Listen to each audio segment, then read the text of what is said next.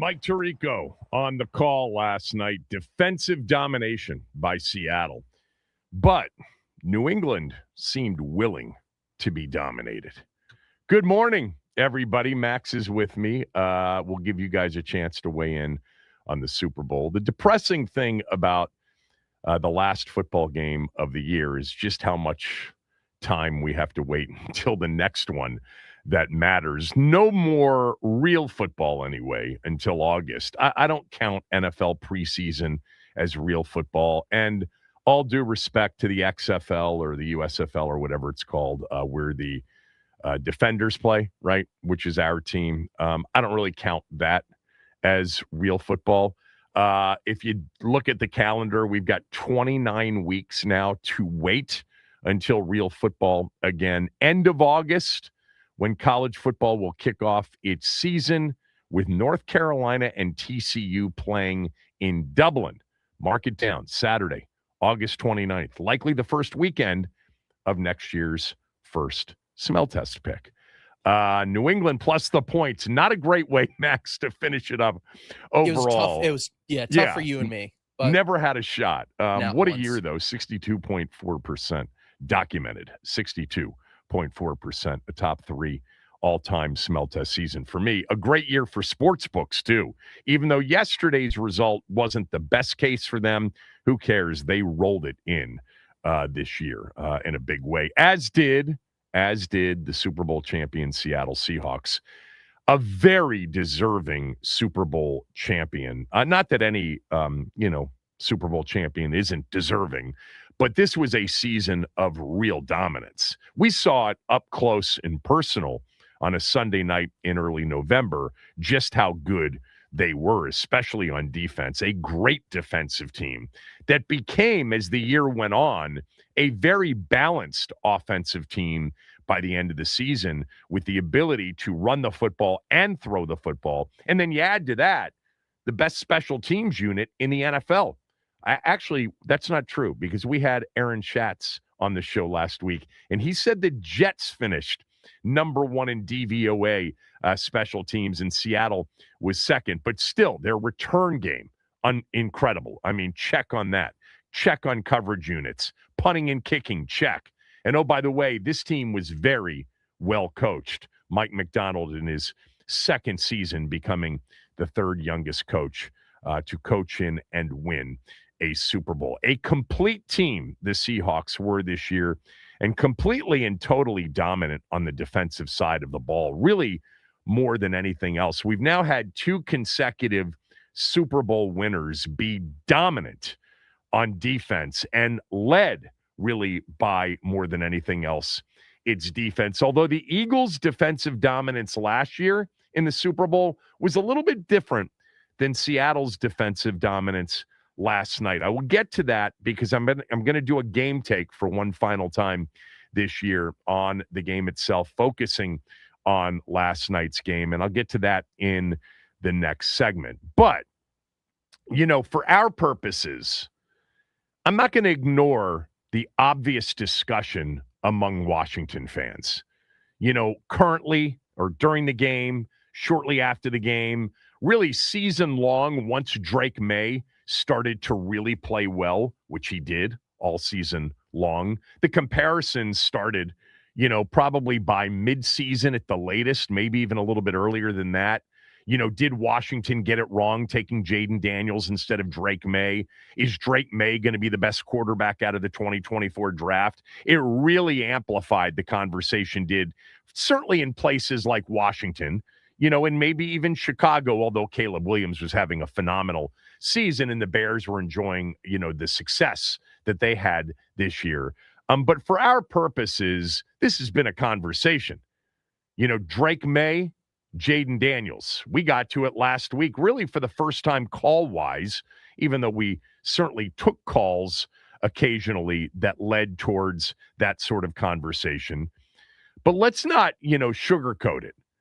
Drake May was objectively terrible in last night's game and had one of the most horrendous postseasons any quarterbacks had in NFL history.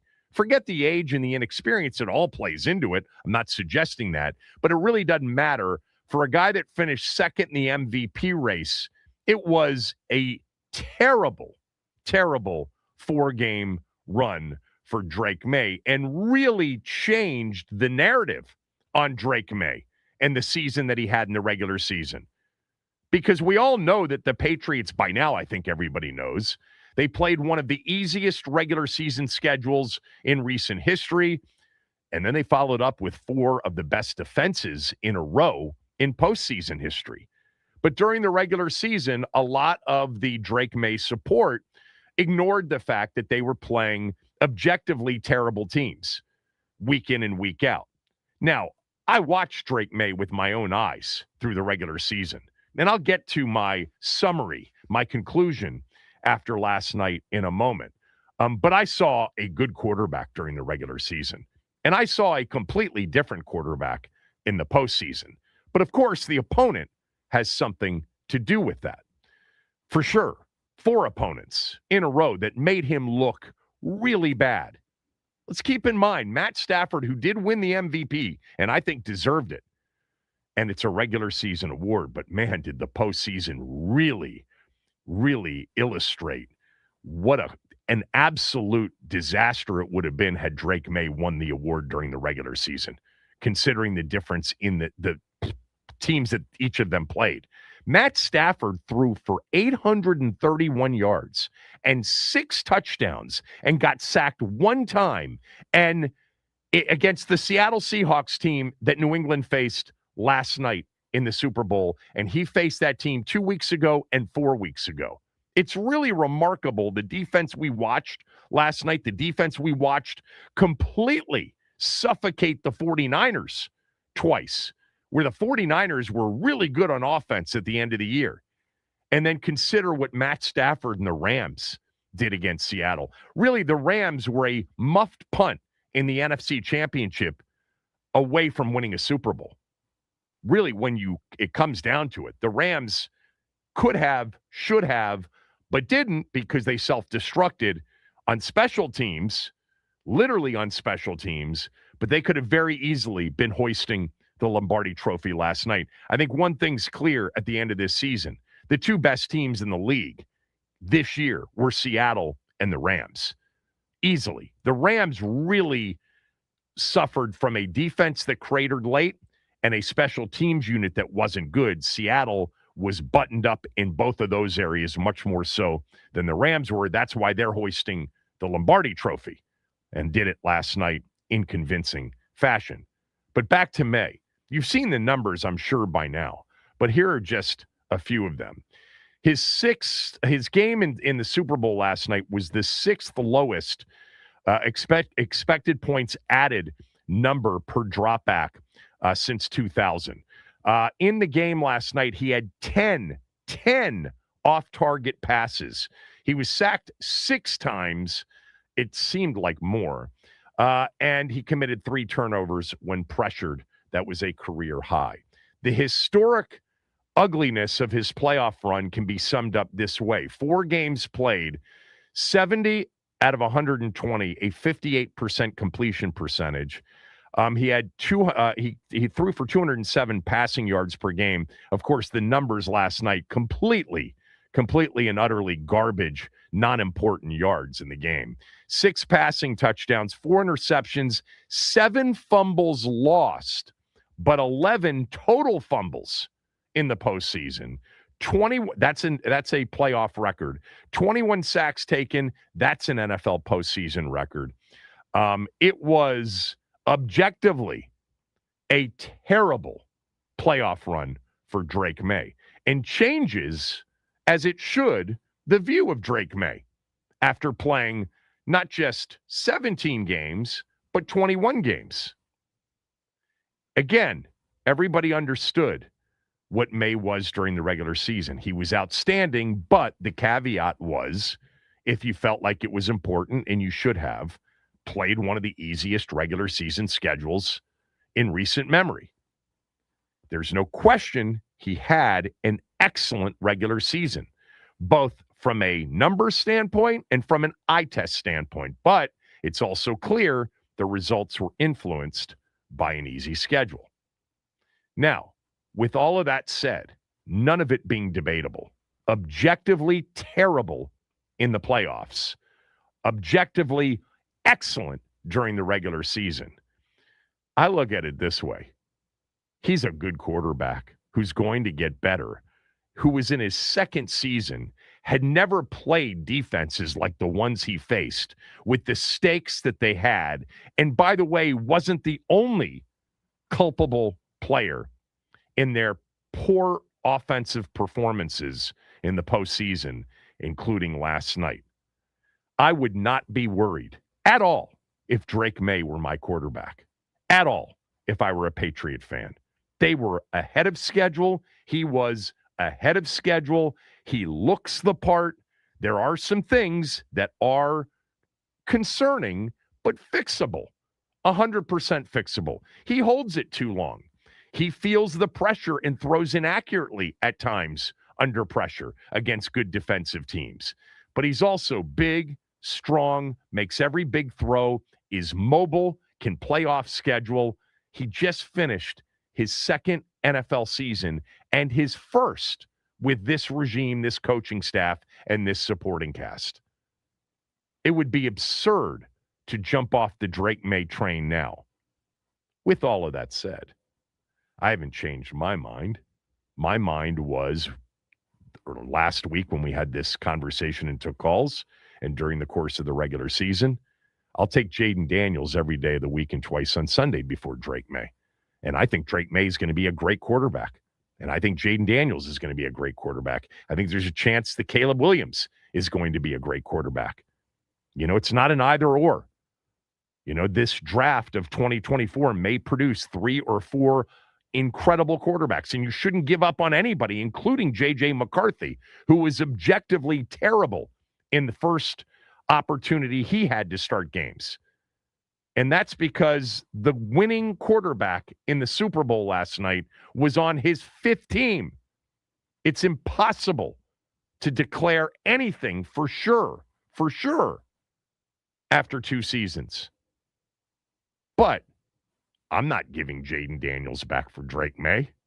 Didn't want to do it before the Super Bowl. Certainly don't want to do it after the Super Bowl.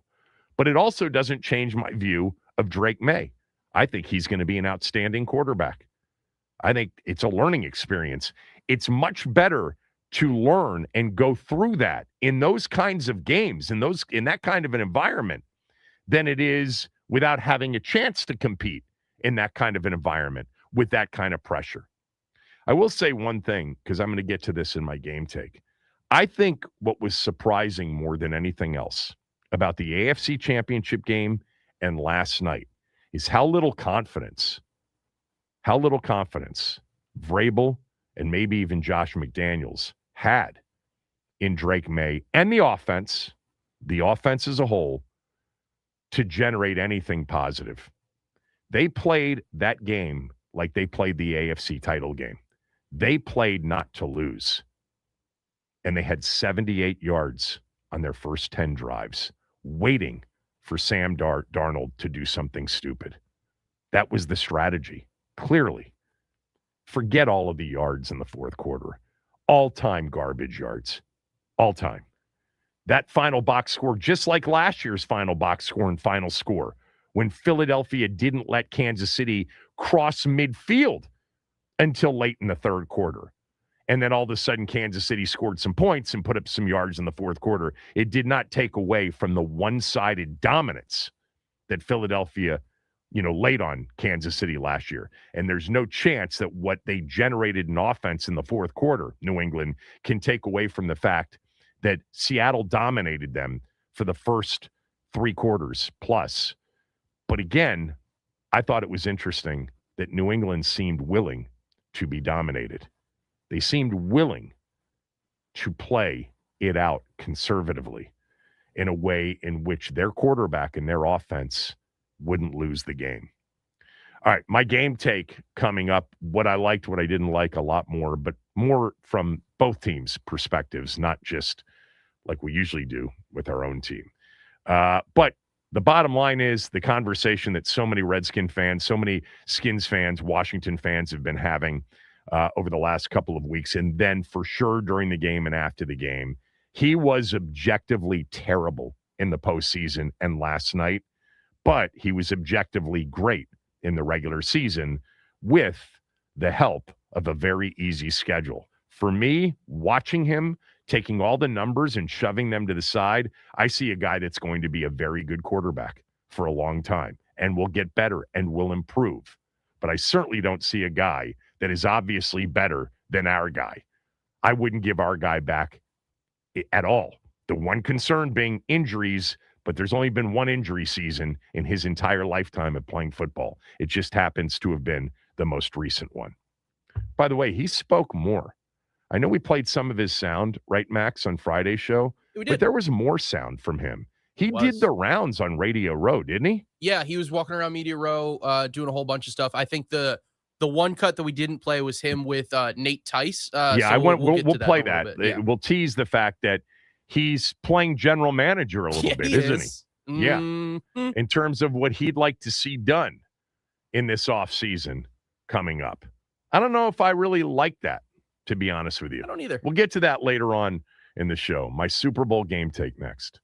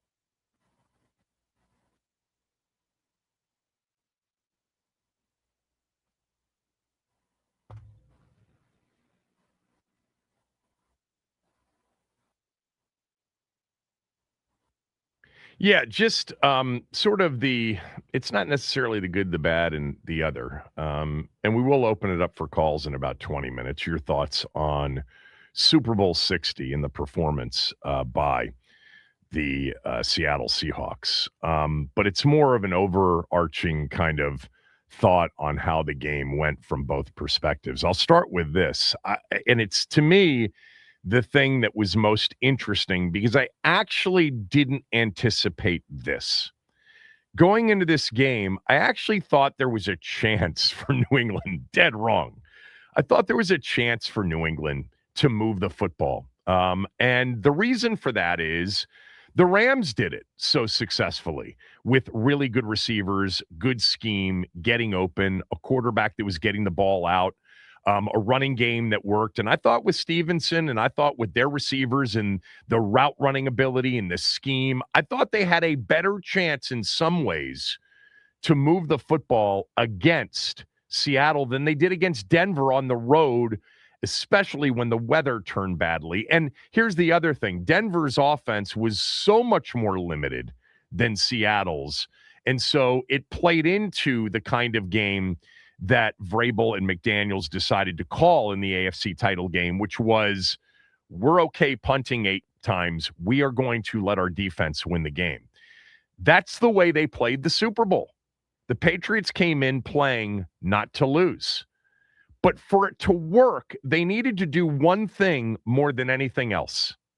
They had to stop the run, legitimately put the game on Darnold, and hope that he made the key mistake that Jarrett Stidham made, in the AFC title game. That's the game that New England decided was their best chance to hang in there and win, was to not allow Drake May and the offense, and I'm saying the offense as a whole, because the offensive line on the left side in particular was a mess. We'll get to that.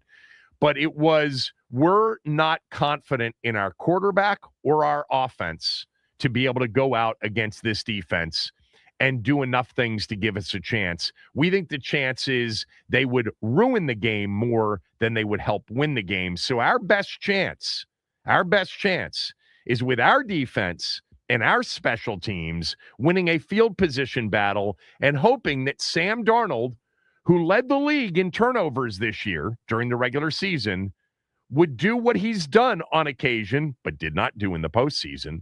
First quarterback in NFL history, by the way, to win the Super Bowl. First team to win the Super Bowl and not commit a turnover. That's amazing.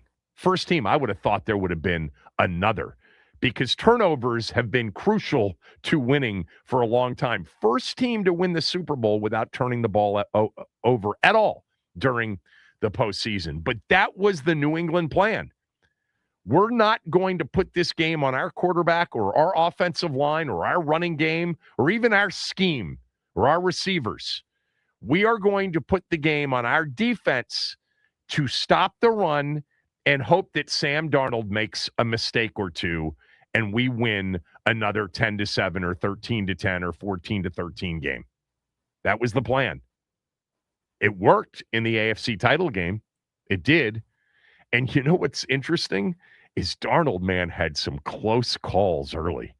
I mean, there were some throws that he made that were so close to picks and maybe even pick sixes that could have completely changed the tone and the tenor and the way the game played out the rest of the way. But you can also say that some of those throws were really tight window and they were very accurate.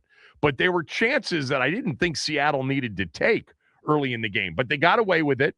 And here's the thing that ultimately did the Patriots in terms of this plan: to win the game with its defense, not have the offense do anything other than maybe they'll get a break, maybe they'll get a DPI, maybe they'll get a roughing the passer, maybe Stevenson will break off a big run, maybe a screen will break for some big yardage, but we don't think our quarterback or our offense can can legitimately do this. So we are going to put the game on our defense, but it had to stop the run. Had to stop the run for that to be a plan that had a chance to work. And they couldn't stop the run. Kenneth Walker III, the MVP, 27 carries, 135 yards, 5 yards per carry. And some of those runs were getting to the edge over and over again. And man, he was outstanding. I've been a Kenneth Walker the third fan since he came into the league. I love him. I think Charbonnet, that the 1-2 combo has been a really good one. I was surprised when they came into Washington in early November and they hadn't run the ball very well as they built up that good record. They really hadn't.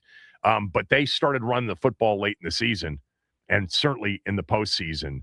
And he proved to be a star back in this postseason. His patience, his vision, his burst, his fight, and his ability after contact is borderline elite level. And he was elite level in the Super Bowl last night. That was, to me, where the New England plan to win a close, low-scoring game essentially came apart at the seams. They had to stop the run. I actually thought they had a chance going into the game to win that kind of a game, to stop the run, and then to put it on Darnold and have Darnold make a mistake or two. New England was totally fine punting 8, 9, 10 times in the game going into it and playing field position, but they had to stop the run and put it on Darnold, and they never accomplished that. Taking the game out of May in the offense's hands in part because they didn't trust May was part of the calculus here. I don't think there's any question about that, given how poorly he had played in the 3 playoff games coming into it. Now, he had made some throws in that Houston game against that dominant Houston defense. I still think that New England would never have been in the game had DeMeco Ryans approached the New England game when Houston was in Foxborough the way that Vrabel approached the AFC title game. You take the ball out of C.J. Stroud's hands in that game, and Houston probably wins it. And then Houston would have been playing last night. But they didn't. They kept dropping Stroud back over and over again. And I thought they actually at times, because they got into bad down and distance, had May dropping back a little bit too much. But they also ran the ball on 3rd and longs. They threw Bubble a couple of screens on 3rd and longs. But let me just say this, because it was not all about May. That's not why they decided that this was their best chance to win and their best strategy. It was because the left side of their offensive line was a terrible matchup with Seattle's defense. Will Campbell, their left tackle, the rookie from LSU, allowed 14 pressures in the game last night. 14! And then conveniently ducked out and wouldn't take questions after the game. He had 29 allowed pressures in the postseason, the most ever recorded. They were annihilated up front. May stunk, but it wasn't all about Drake May. It was not all about Drake May. It was about that offensive line and their inability, to stay on schedule. They needed to stop the run on defense, put it on Darnold, and hope that Darnold made a mistake. And offensively, they needed to stay ahead of the chains. Even a 3 or a 4 yard first down run was ahead of the chains in this game. But they didn't. They had TFLs across the board. They took sacks. I mean, that's the one thing you got to get. I mean, at some point, you know where the pressure's coming from. They didn't try to fool you with exotics. They pressured, but not as much as you think they did. There were a lot of 4-man pressures in the game, too. They couldn't handle that up front. But as a quarterback, as an offensive coordinator, where were the answers? Where was the try? And that's the next thing on my list after New England's overall approach to the game being, we're not going to lose the game. And it didn't work because they couldn't stop the run, to why didn't they try anything new on offense? Because their defense did play well. They didn't stop the run well, Kenneth Walker, but they played, for the most part, in the red zone well. And that was part of the problem as to why New England didn't seemingly try much new during the game. It was because of the score of the game. Last year, Philly kind of first-round knockout of Kansas City. That was, the Chiefs got knocked out early. The Patriots didn't get knocked out early on the scoreboard. What we were watching was certainly dominant, but it wasn't necessarily over because New England's plan was for Darnold to eventually make a big mistake that turns the game. And it was 3-0 and 6-0 for a while in that game. You know, that's not a game where you start panicking and you get away from your game plan coming in, which is we're not putting the ball into Drake May's hands or the offensive line's hands to win this game, to go out and make plays. We think we can win. It's 10-9, 13-12. We think we can do that, but it's going to require a short field like it did in the AFC Championship game. It's going to require a mistake or a really good play by our defense, and they're capable of making really good plays. How good was Christian Gonzalez in this game? The Rivera hate. I mean, it's just look, Seattle took Witherspoon, really good player. I don't think he's Gonzalez, so maybe they didn't get the right player either, but they got a good one. How good was Witherspoon as a blitzer? Oof. But the point being, New England didn't try much. It didn't appear to me. There was, and I saw this on social media, there was an attempt one time with a 6-man offensive line. They went play action, and they got a chunk play, one of their only chunk plays of the game before the fourth quarter, garbage yards. And why didn't they do more of that? Why didn't they go? I thought this during the game. You cannot block them, clearly. You know you're going to get immediate pressure. Why not go empty, take the immediate pressure, but give May a chance to see it and get rid of it quickly? You know, where was the quick game? Maybe out of empty. You know, they tried a bootleg or two. That didn't work. Nothing worked against that defense. And part of it was, or a big part of it was up front dominated. But I didn't see much of an attempt to turn things into a different style of football. They stuck with our offense isn't going to lose the game until really they couldn't anymore, and it was 19-0. But I think part of the reason we didn't see it is that it was a slow death. Even though it was dominant on the scoreboard, it wasn't. They needed Darnold to make a mistake. They needed the kicker to miss a field goal or two to win this game, and Seattle did not comply. Seattle did not help out at all. No turnovers, no missed field goals, no big special teams gaffes. But the score being 6-0, with 30 seconds left in the first half is why you didn't get it. 9-0. Even coming out in the second half in the third quarter, they still stuck with, hey, we can still, if we stop the run, we flip the field, we play field position, we're one Darnold mistake away, we're one Seattle mistake away from being right back into this thing. And then before you know it, they started to make mistakes.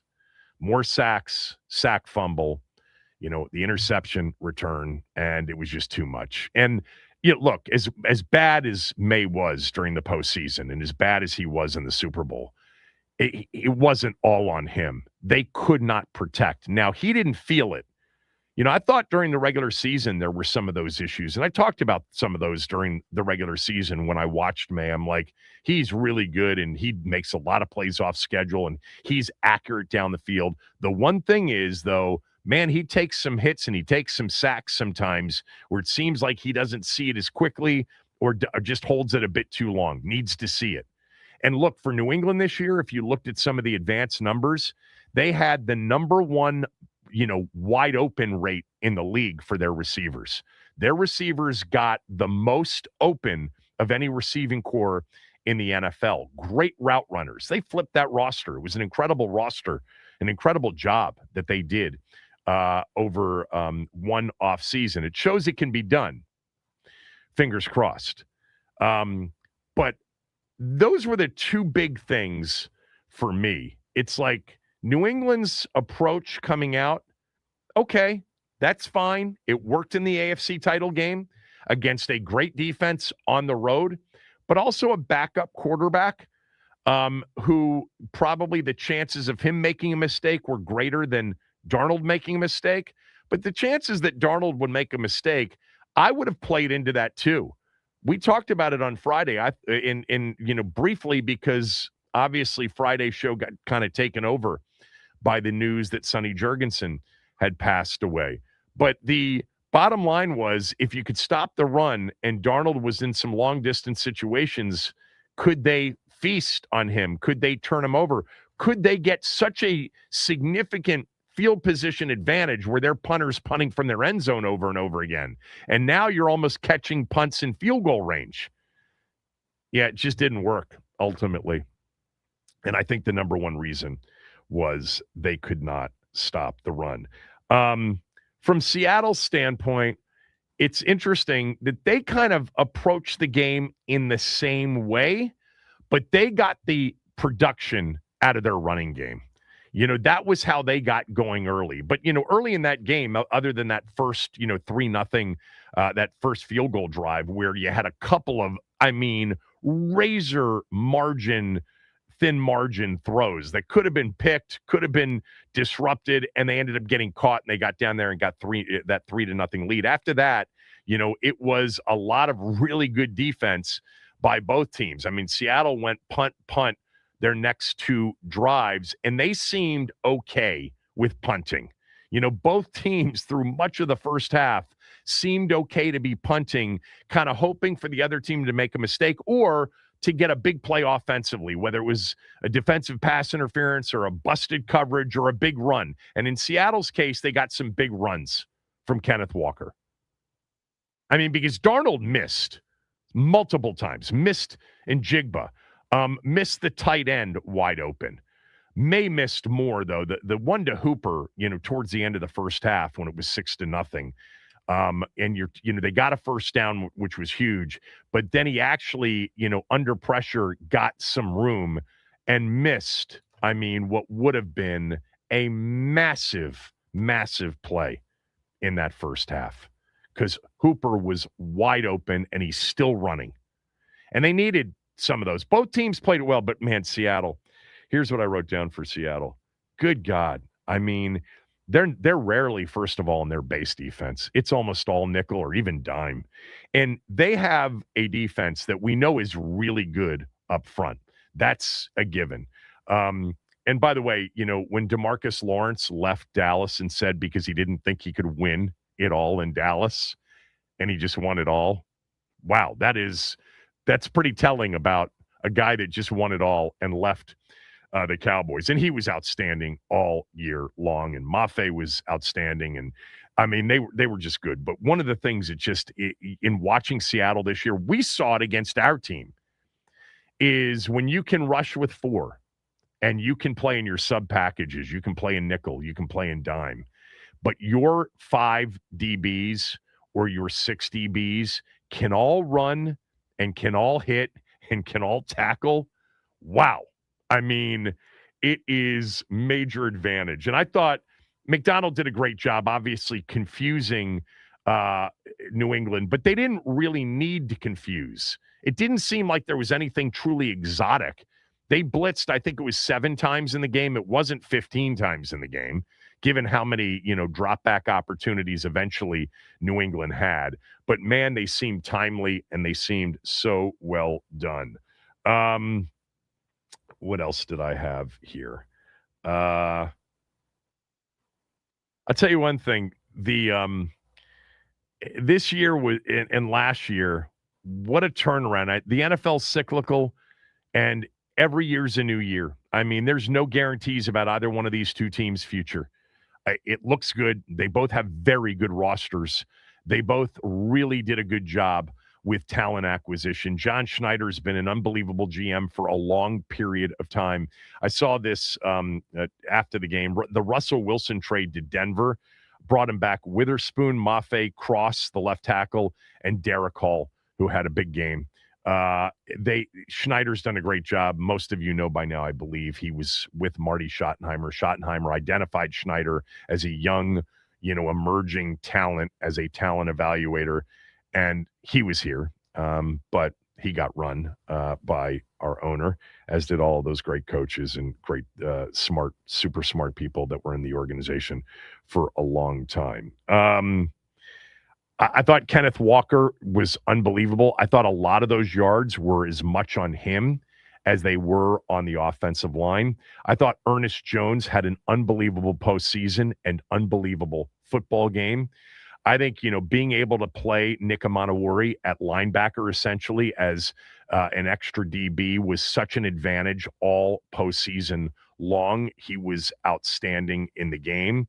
Um, to be able to do what they did without JSN, arguably their best player all season long.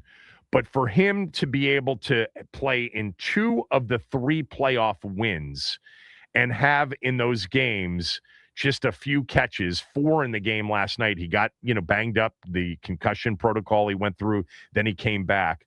But it was really kind of interesting that they could win the game without JSN being a significant factor. And I think that's it.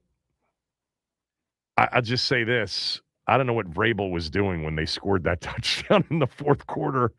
I think he was so shocked that they scored because, remember, it came after the fan ran out onto the field and there was that delay, and then it was like the next 2 plays were the 2 most productive plays of the game for New England, down 19-0. 2 deep throws, really good catch, really good throw by May on the touchdown. But anybody, any 12-year-old that plays Madden understands that you're into the fourth quarter, you got 12 minutes to go, and you're down 19 and you score a touchdown, you have to go for 2. There's literally no downside to not going for 2. And there's major upside going for 2. 19, I think most can do the math. You probably only have 3 total possessions left in the game. Maybe you have 4. Who knows? But ultimately, the way you win the game is 2 touchdowns, 2 2-point conversions, and a field goal. And if you miss and it's 19-6, you're in the same position that you're in when you kick the extra point. You need 3 touchdowns. I don't know why that math was so hard for a guy that's been so good at this. I think, honestly, they were so shocked that they actually hit on a couple of plays and scored. He just forgot about it. That's not an excuse. But Vrabel's so good at managing games and score and clock management. But that was a major gaffe. You can't not go for 2. There's literally no downside to not going for 2. And there's major upside for going for 2. I don't know. Maybe he thought that was the flukiest touchdown. We're not capable. Why take a momentum going away, or why put our quarterback at risk of getting sacked again on a 2-point conversion? I don't know what was going through his mind, but you have to go for 2. I mean, it's an absolute given that you have to go for 2 down 19 in the fourth quarter. It didn't matter. They were never going to have an opportunity to win this game. And it was domination. We've seen 2 dominant defenses win back-to-back Super Bowls. I'll give you kind of my comparison between the Eagles last year and the Seahawks this year when we come back, but I'll also open it up for calls. 301-230-0980. Your Super Bowl thoughts. And certainly for our purposes, a conversation that's been going on for a while now, the Drake May, Jaden Daniels talk. You're more than welcome to weigh in.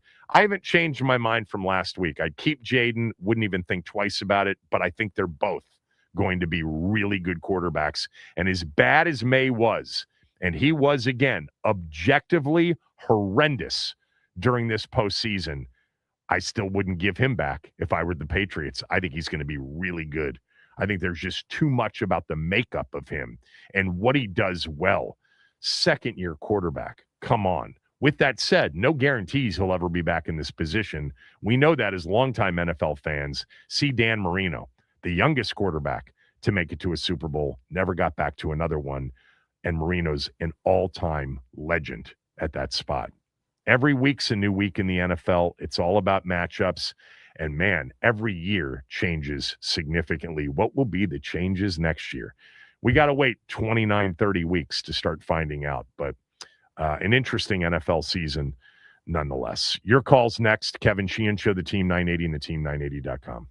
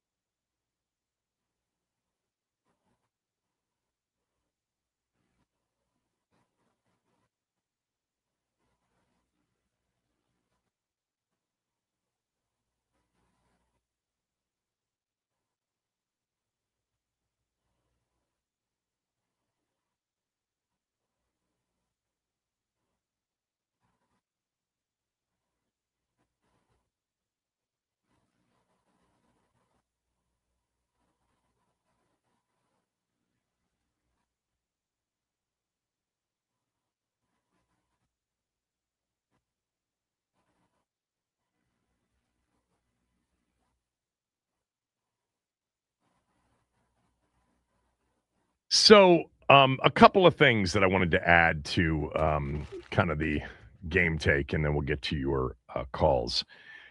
First of all, I haven't mentioned Jason Myers, 5 for 5 Super Bowl record.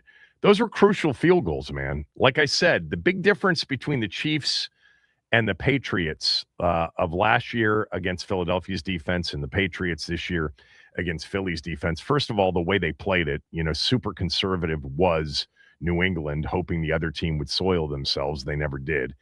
Needed to stop the run for that to happen. The Chiefs had Patrick Mahomes. I mean, they had offensive line issues too. That was a big part of it. But I also think that one of the big differences is that Philadelphia's, win over Kansas City last year was an early round knockout. It was a second or third round knockout. The game was 24-0 at halftime. It was 24-0 early, in the or 17-0 early in the second quarter. This game was 3-0 and 6-0 forever, and ended up being 9-0 with a field goal at the very end of the first half. That's why New England stuck with we're just going to go punt the ball and try to keep the game close and try to play field position. Hope we get something offensively, but we're certainly not going to put it on our quarterback too much. And then hope that Darnold implodes. But they had to stop the run to do that, and they didn't do that. Philadelphia was more of a knockout. I think this was more of a slow bleed, but it was still dominant, both dominant. If you asked me right now, which was more impressive, the Philadelphia defense in Super Bowl 59 or Seattle's defense last night, I'd say the Eagles' defense was more impressive. And the reason being is that they weren't playing a team that wasn't trying to attack offensively. They weren't playing a team that had decided we're taking the ball out of our quarterback's hands. Philadelphia dominated Patrick Mahomes and the Kansas City Chiefs and did not allow them to cross midfield until midway or later in the third quarter. And then, Kansas City scored all those points at the end of the third quarter, fourth quarter, and the final numbers won't look like the most dominating defensive performance in Super Bowl history, but it was. This year's 78 yards in 10 drives was more about the defense. I'm not taking anything away from it. But what helped was the willingness of New England to sort of accept that and say, we're not going to hurt ourselves. We're okay punting and playing field position. It worked for us in the AFC Championship game. I still think, and by the way, they're similar in that Philadelphia's, front all the way to the back was, they could rush 4 and they could play the run with 4 or a light box and stop it and dominate it. And Seattle's was the same thing. But I think Philadelphia ultimately, their performance last year, given the opponent's game plan, given the opponent's experience and championship pedigree, I think was more impressive. Keep in mind, too, this Seattle team gave up, over its final 5 games to the Los Angeles Rams, 831 passing yards and 6 touchdowns without a sack or a turnover. Or one sack, no turnovers. I mean, what no one could do to Philly's defense, what Matt Stafford did, along with Puka Nacua and Devontae Adams in a run game, to Seattle's defense. Nobody could. I mean, Jaden Daniels actually did the most damage to Philadelphia's defense at the end of last year and Washington's offense. But I think Seattle's defense was absolutely dominant and the reason for the win, and it was great, and we saw it all year.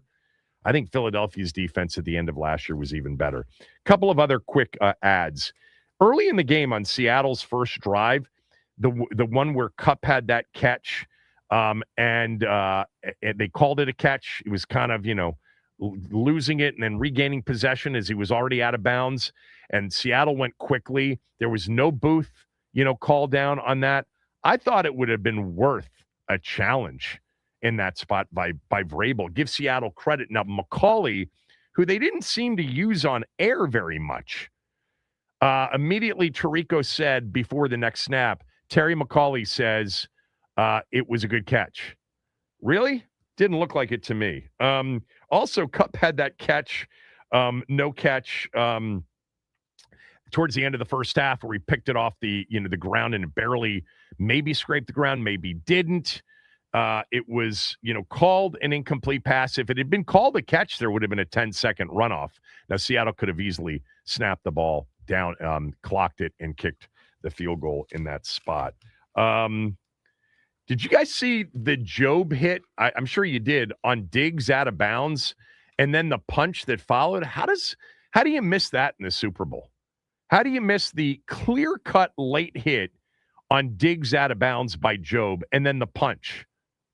That seemed absurd to miss that in a Super Bowl game. I'm not saying it would have mattered. Yeah, that's kind of it. All right. See everybody on hold. Stay there. Have a phone line open, 301-230-0980. Your thoughts, your Super Bowl reaction. Do want to mention that, we've got a couple of reads coming up that I still don't have, Max. Oh, it's the right one. Okay. Redfin's giving away $1 million home in an epic, never-been-done-before scavenger hunt on the Redfin app. It's called Redfin's Great American Home Search, presented by Rocket, and it kicked off today. The house is hidden in Redfin and Rocket's big game commercial. Watch it closely. Download and or update the Redfin app to play. Solve the clues first to win. You've got until February 10th at 8 p.m. to find your new home. No purchase necessary. 50 U.S. states, D.C., must be age of majority. Visit thegreatamericanhomesearch.com for official rules.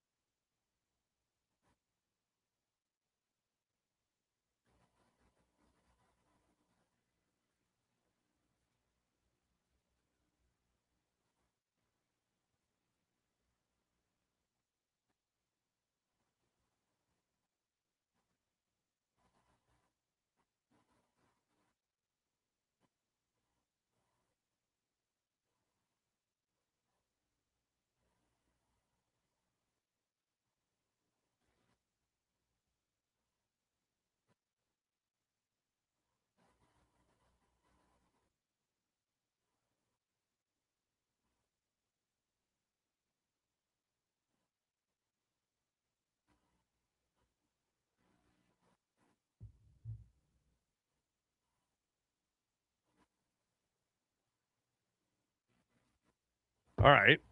Max, can you hear me? I can. Okay. Can you hear me?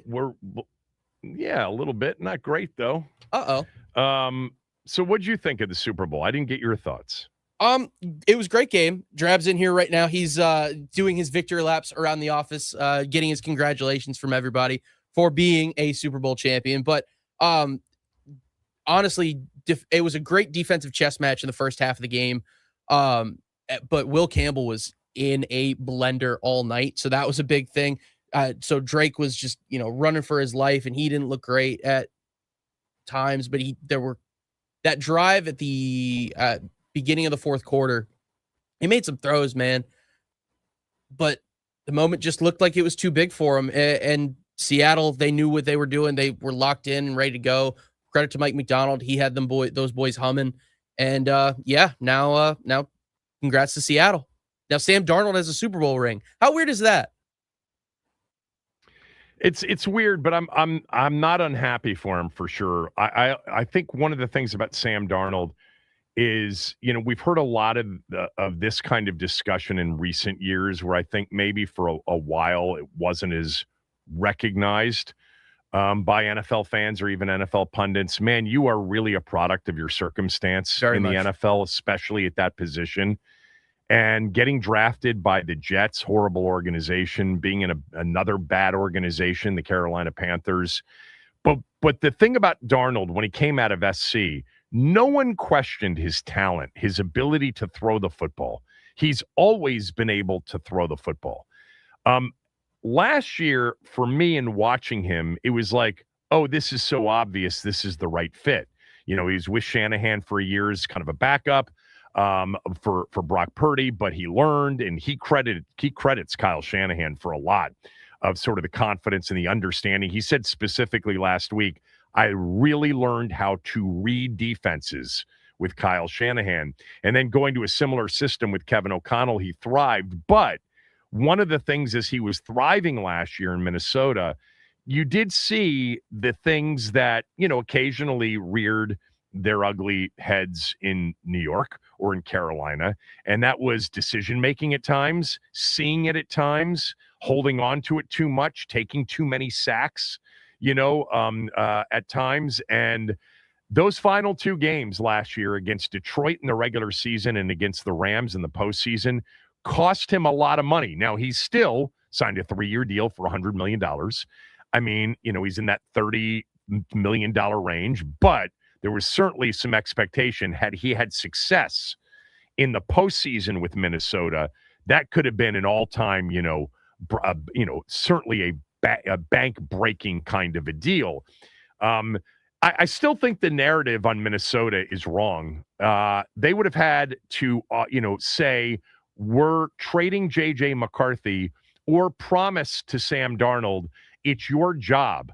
J.J. McCarthy is going to play the role that, we had seen, I guess to a certain degree we had seen in Green Bay with, the Aaron Rodgers era, waiting for, Jordan Love to sort of mature. Like they could have said, you're going to be the Jordan Love to Aaron Rodgers here, J.J. McCarthy, and Sam Darnold maybe stays, but that's not where Minnesota was. They wanted Sam Darnold, but they weren't the best option for Sam Darnold, and he was an unrestricted free agent. And franchise tag was $40+ million, and Minnesota couldn't afford that. I think the criticism of Minnesota is kind of silly. Sam Darnold should have never taken a return trip to Minnesota for any kind of deal if J.J. McCarthy were still in the building and the current GM wanted to push McCarthy to play him. He didn't have that in Seattle. Not to mention he had a better overall team in Seattle. But although it was comparable, I guess, with Minnesota's team. I love the story with Sam Darnold, man. We've learned over the last 3, 4, 5 years as NFL fans, this quarterback journey is a long one. And to declare anything after a few years or a few situations, if the player has talent, okay, if the player has legitimate talent, is silly. Because Baker Mayfield can throw it with the best of them. Sam Darnold can really throw the football. Geno Smith could always throw the football. Sam Howell, all due respect, can throw the football, but he's shorter and he's limited in a lot of other ways. So there are quarterbacks you can say, yeah, that's probably not going to happen with that guy. But when they have the legitimate talent, you probably bail too early, especially if the mental makeup is right.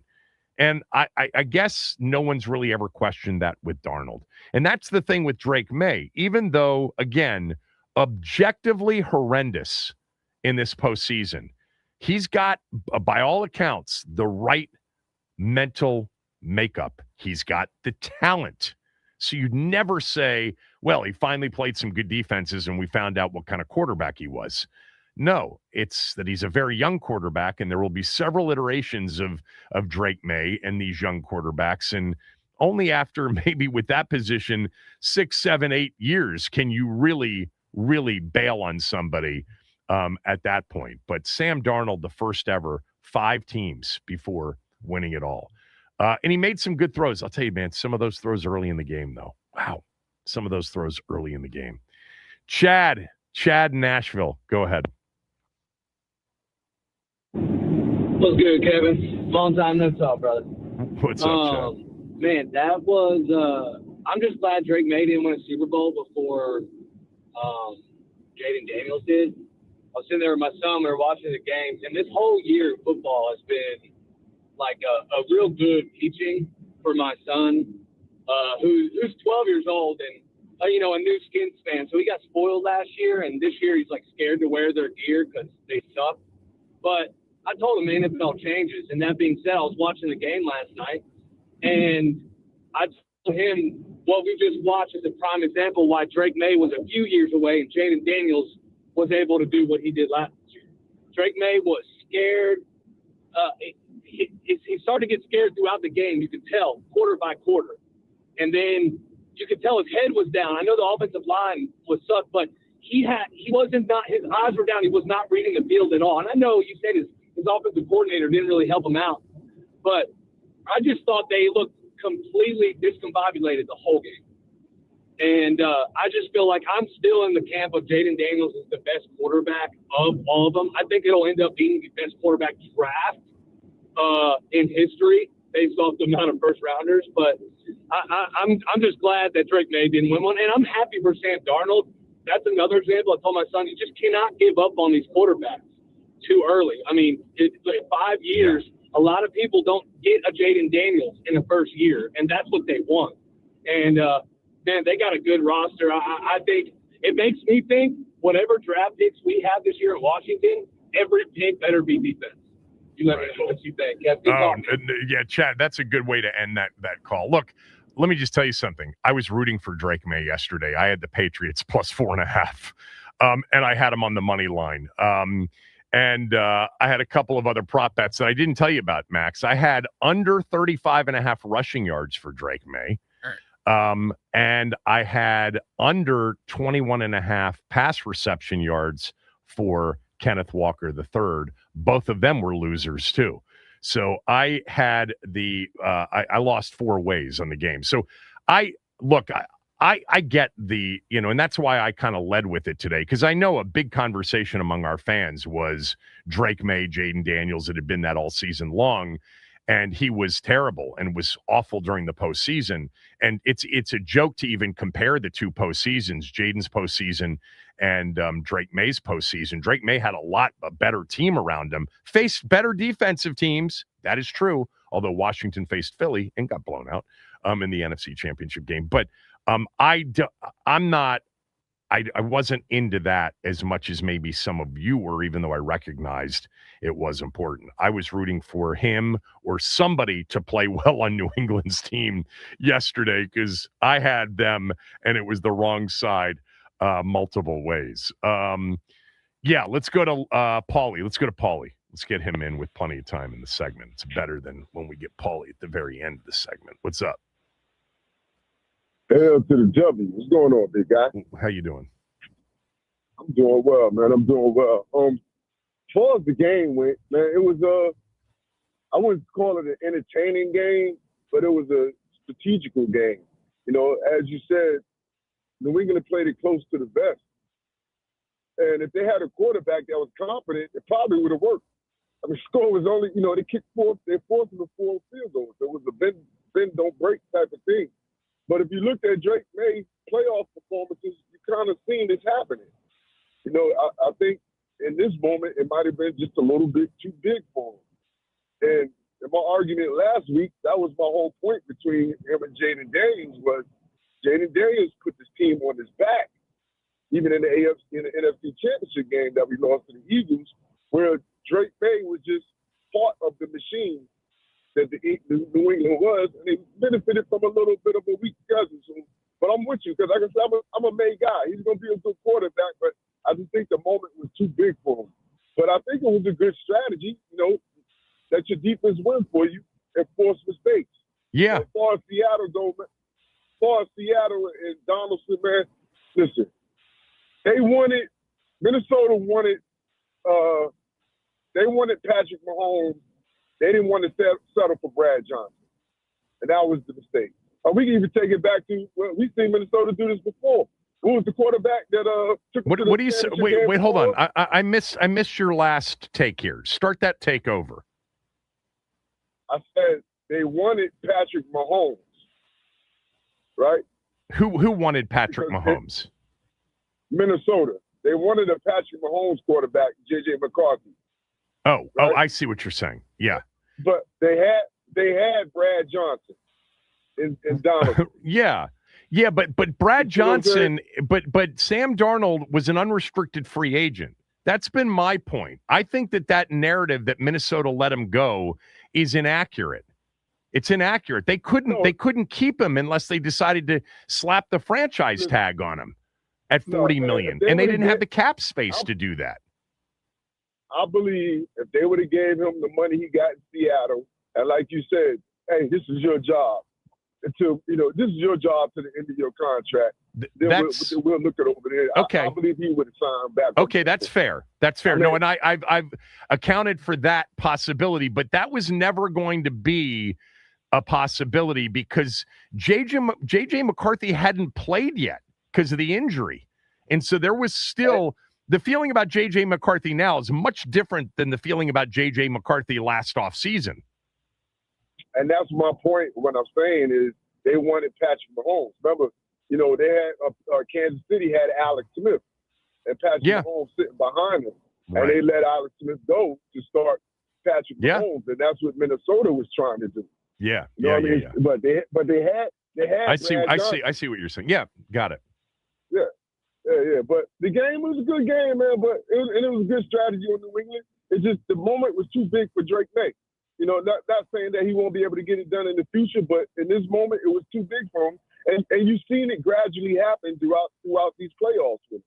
So, and like I said, that was my reasoning for saying I'll take Jaden every day plus 3 Sundays, because he put our team on his back last year throughout the season and into the playoffs. Man. Yeah, what he did last year was completely different than what Drake May did.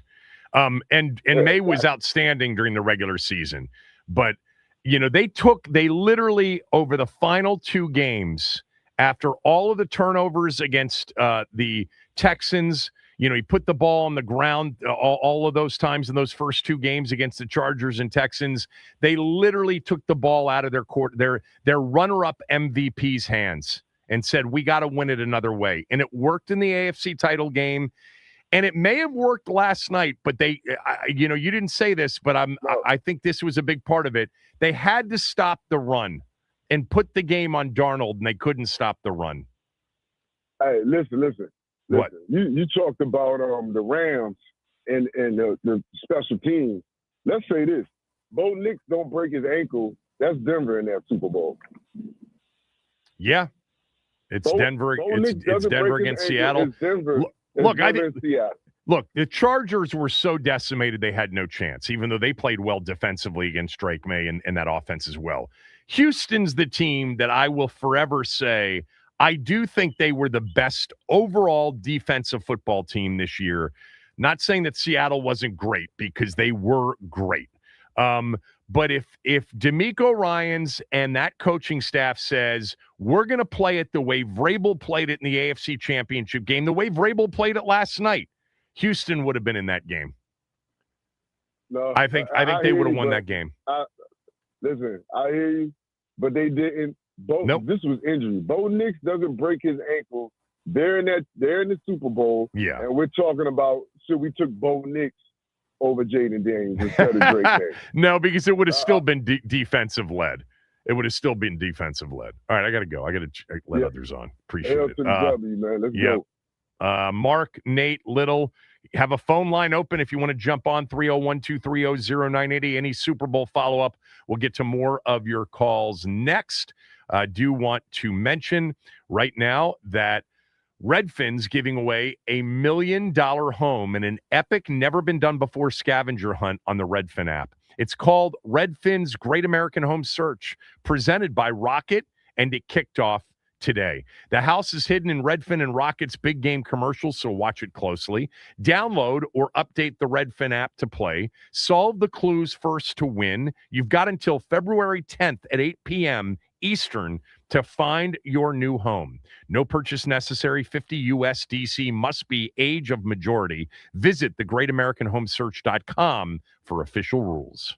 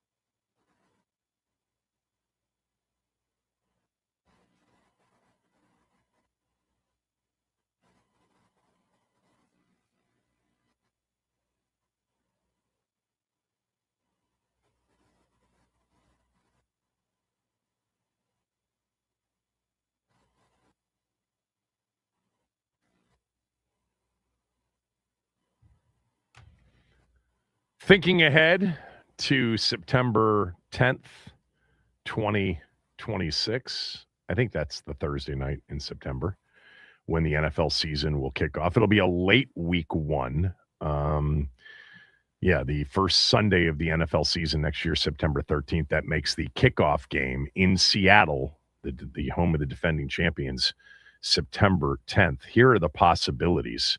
Now, NFL Nerd on X is a follow for me. He claims that the Rams and 49ers, which it was announced, I think, after our show on Friday, Max, the Rams and the 49ers, the NFL announced, will be the Melbourne game. He says it's week one. I don't think the NFL announced that it was week one. They haven't announced a specific date yet, but if he has some information, well, then he's coming out with it. Now, what makes sense is, right, Australia's summer is our winter, so they'll probably play it in cooler temperatures. So I would imagine they'll play that game earlier in the season rather than later in the season. And that's assuming that I know that Melbourne Cricket Club is an outdoor stadium. I don't know if it is or isn't. I'm assuming that it is. I would assume. But he said take the Rams and 49ers, the division opponents, out of the equation for Seattle because they're going to be a week one Melbourne, Australia matchup. You know, one of the reasons you do it week one is that gives them plenty of time to travel to go over there to get acclimated for the game. I wonder if their bye week would be week 2 coming back. I don't know. Maybe that's a Saturday night. They can't compete with college football week 1, so it would have to be a Sunday night game. Anyway, the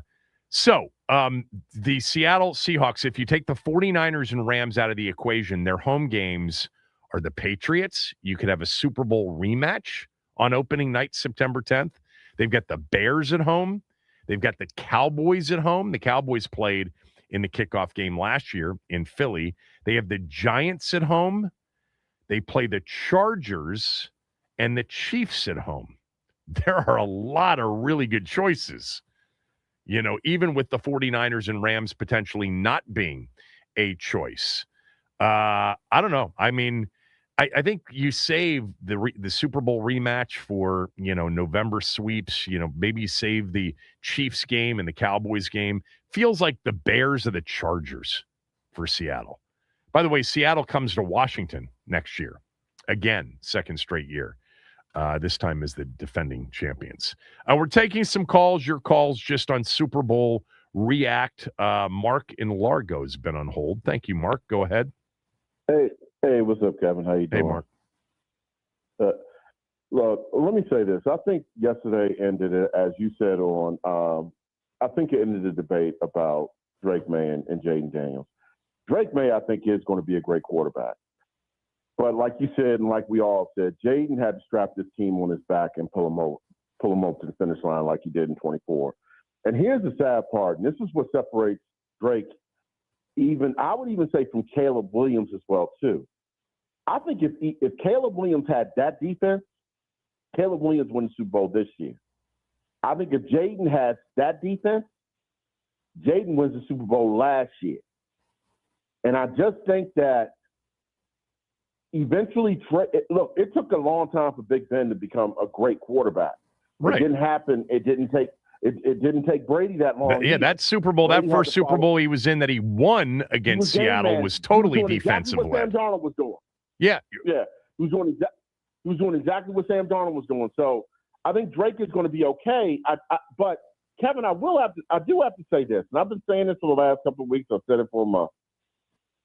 I think if you're New England, if they do regress, let's say they go to a 6-11 season or 5-12, I think you may have to revisit Josh McDaniels because I'm not sold on him as his play calling because his offenses aren't. It seems like they're predictable. The only one that's been successful in that offense has been Brady because Brady had to refine it every year.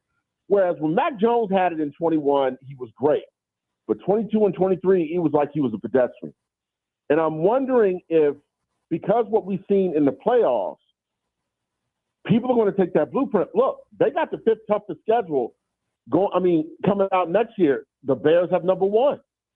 So those two, look, Both of them quarterbacks had the benefit of the doubt of having 2 years of the 4-play schedule. Drake May and, of course, Caleb Williams. Yeah. They're going to find out what it's like to be hunted now, because you're going to be hunted. And I'm not so sure that they're going to have the record that they had last year. I just think it's going to be different. Now, I do think Drake will get better, but I question Josh McDaniels. I really question him. Okay. With Tim Tebow at quarterback, they finished in the top half of the league offensively in those years. I wouldn't question Josh McDaniels. I think he's an absolute home run offensive coordinator and has been throughout. Of course, he had Brady for all of those years. But to your point, he had Mac Jones, and they succeeded, certainly in that first year in terms of getting to the postseason. Right. Even like the last couple of years when he was in Vegas and they had nothing, right? But they had the kid, from Purdue, Aiden O'Connell. That kid played at a pretty high level considering he was so limited physically. No, I don't think that's the issue. I think the game plan yesterday was a game plan that Vrabel said, we are going to win this game only if Seattle makes more mistakes than we do. And that's the way they approached it. It was a very conservative game plan. And they were allowed this, and they were able to stay in that mode of being conservative and taking the ball out of Drake May's hands and the offense's hands because the score didn't get out of control until, kind of late in the third quarter. Thanks, Mark. Let's go to Nate in Upper Marlboro. Nate, go ahead. Hey, what's going on, man? What's up, Nate? It was an all right game to me yesterday, but I think that some people is kind of missing the mark on Drake May a little bit, because in my opinion, I think one of the problems Drake May had was his weakness. To me, is he doesn't read the whole field as effectively as you need to. Yeah, I think he processes a little bit. He was shook yesterday too, no doubt, and throughout the postseason. Right, and I think because I've been trying to pay close attention to the Patriots, see how they use them. And if you look at the game plan, I think that Drake May, he has a lot of success on one half of the field, on the right side of the field, working one half of the field from the middle to one half of the field. And if you notice yesterday, a lot of their play designs yesterday was to the left side because I believe Seattle was ready for that. And Seattle has a secondary that if you're trying to work one side of the field, then you're going to have a long time there because they had a secondary to cover that. And if you notice, the only time he was really big-time successful on the left side is when the corner was out of position. When he messed up, he was out of position on the touchdown, and when he scrambled to the left. Other than that, Seattle was forcing them to go left. All the Drake May, to me, that's where he struggled. And if you got a team like Seattle that can capitalize, it really wasn't nothing the Patriots can do. You know what I mean? That's how I looked at it. Yeah, I mean, I thought on some of those, extra man pressures, and they bluffed a lot too, but it seemed like there wasn't anything hot. There wasn't anything for him to unload the ball quickly. He also didn't, knowing that certainly the left side of his offensive line was not going to hold up. I thought that he could have extended, and made decisions to get out of there a little bit early. Yeah. It was not easy for him. I'm not, I agree with that too. Yeah, it was a difficult, game, and it clearly got into his head, and you could see that he was, in trouble mentally after a little while. But the reason that they didn't put it on him was they thought, even at 6-0, 9-0, they were still waiting for the other team to miss a field goal or to make a big mistake or to get in bad field position and have a shanked punt, something to give New England an opportunity to get back in the game. That was their strategy. It worked against Denver. It didn't work yesterday. Thanks for the call. Let's go to Little. Little, thanks for holding. Coach, thank you for taking my call. Sure. Shout out to Mad Max. Yep. Yeah, Coach, I had me a couple of drinks prior to the game, and I'm watching the game with a heavy heart, to be honest, man, because I could have figured that commissioner mode there. I mean, he got some local ties, too. You could have gave the condolences to the Jurgensen family for at least 15 seconds, man.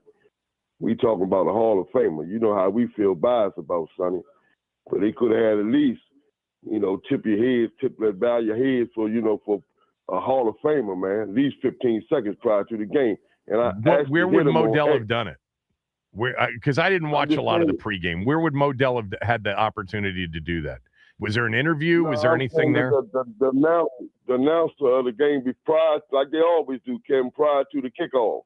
Mm-hmm. Let's bow our heads for a moment of silence for Sonny Jurgensen, like they always do any Hall of Famer. Yeah. They let us down, man.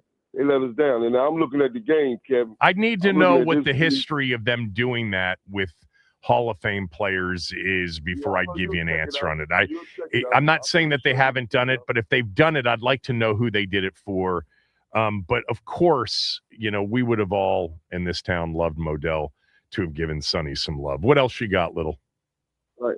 Well, I didn't hear that. What else I got? I asked that on Modell. I asked him too, and I said, "Look, man, you got local ties. Now I know this is a family show. Yeah, he does. His father was a congressman. He lived here. Yeah. I told him he blew it. You picture your head between your butt. I know this is a family show, but I didn't use the word butt. So I said, you blew it, Modell. Now moving on to the game. I see this kid, man, throwing lobs on back shoulders. Hey, look, Mark from Largo, I kind of like put a lot of blame on the offensive coordinator not being able to adjust, Kevin. Like you say, you got to go with a quick pass. How about a screen pass? How about more than 2 draws? You only called 2 draws the whole damn game. Yeah. Come on, man. No, I said I was waiting for them to try something new.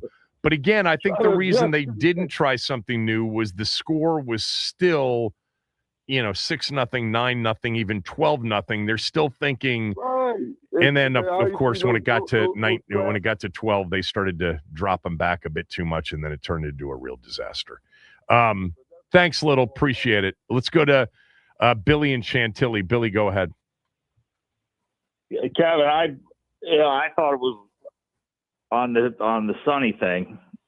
Billy was named after Billy Kilmer, but a huge Sonny fan at the household, as you know, longtime caller. I totally agree that you got to get a shout out to one of the best throwers of the football of all time, and the fact that Sonny died the same day, basically, that the Washington Post has died, I thought was apropos as well.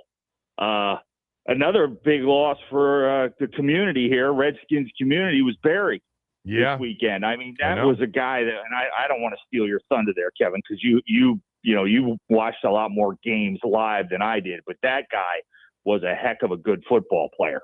His 87 season, we're talking about Barry Wilburn, for those that don't know. He passed away on Friday at 62 years old in a house fire in Memphis, Tennessee.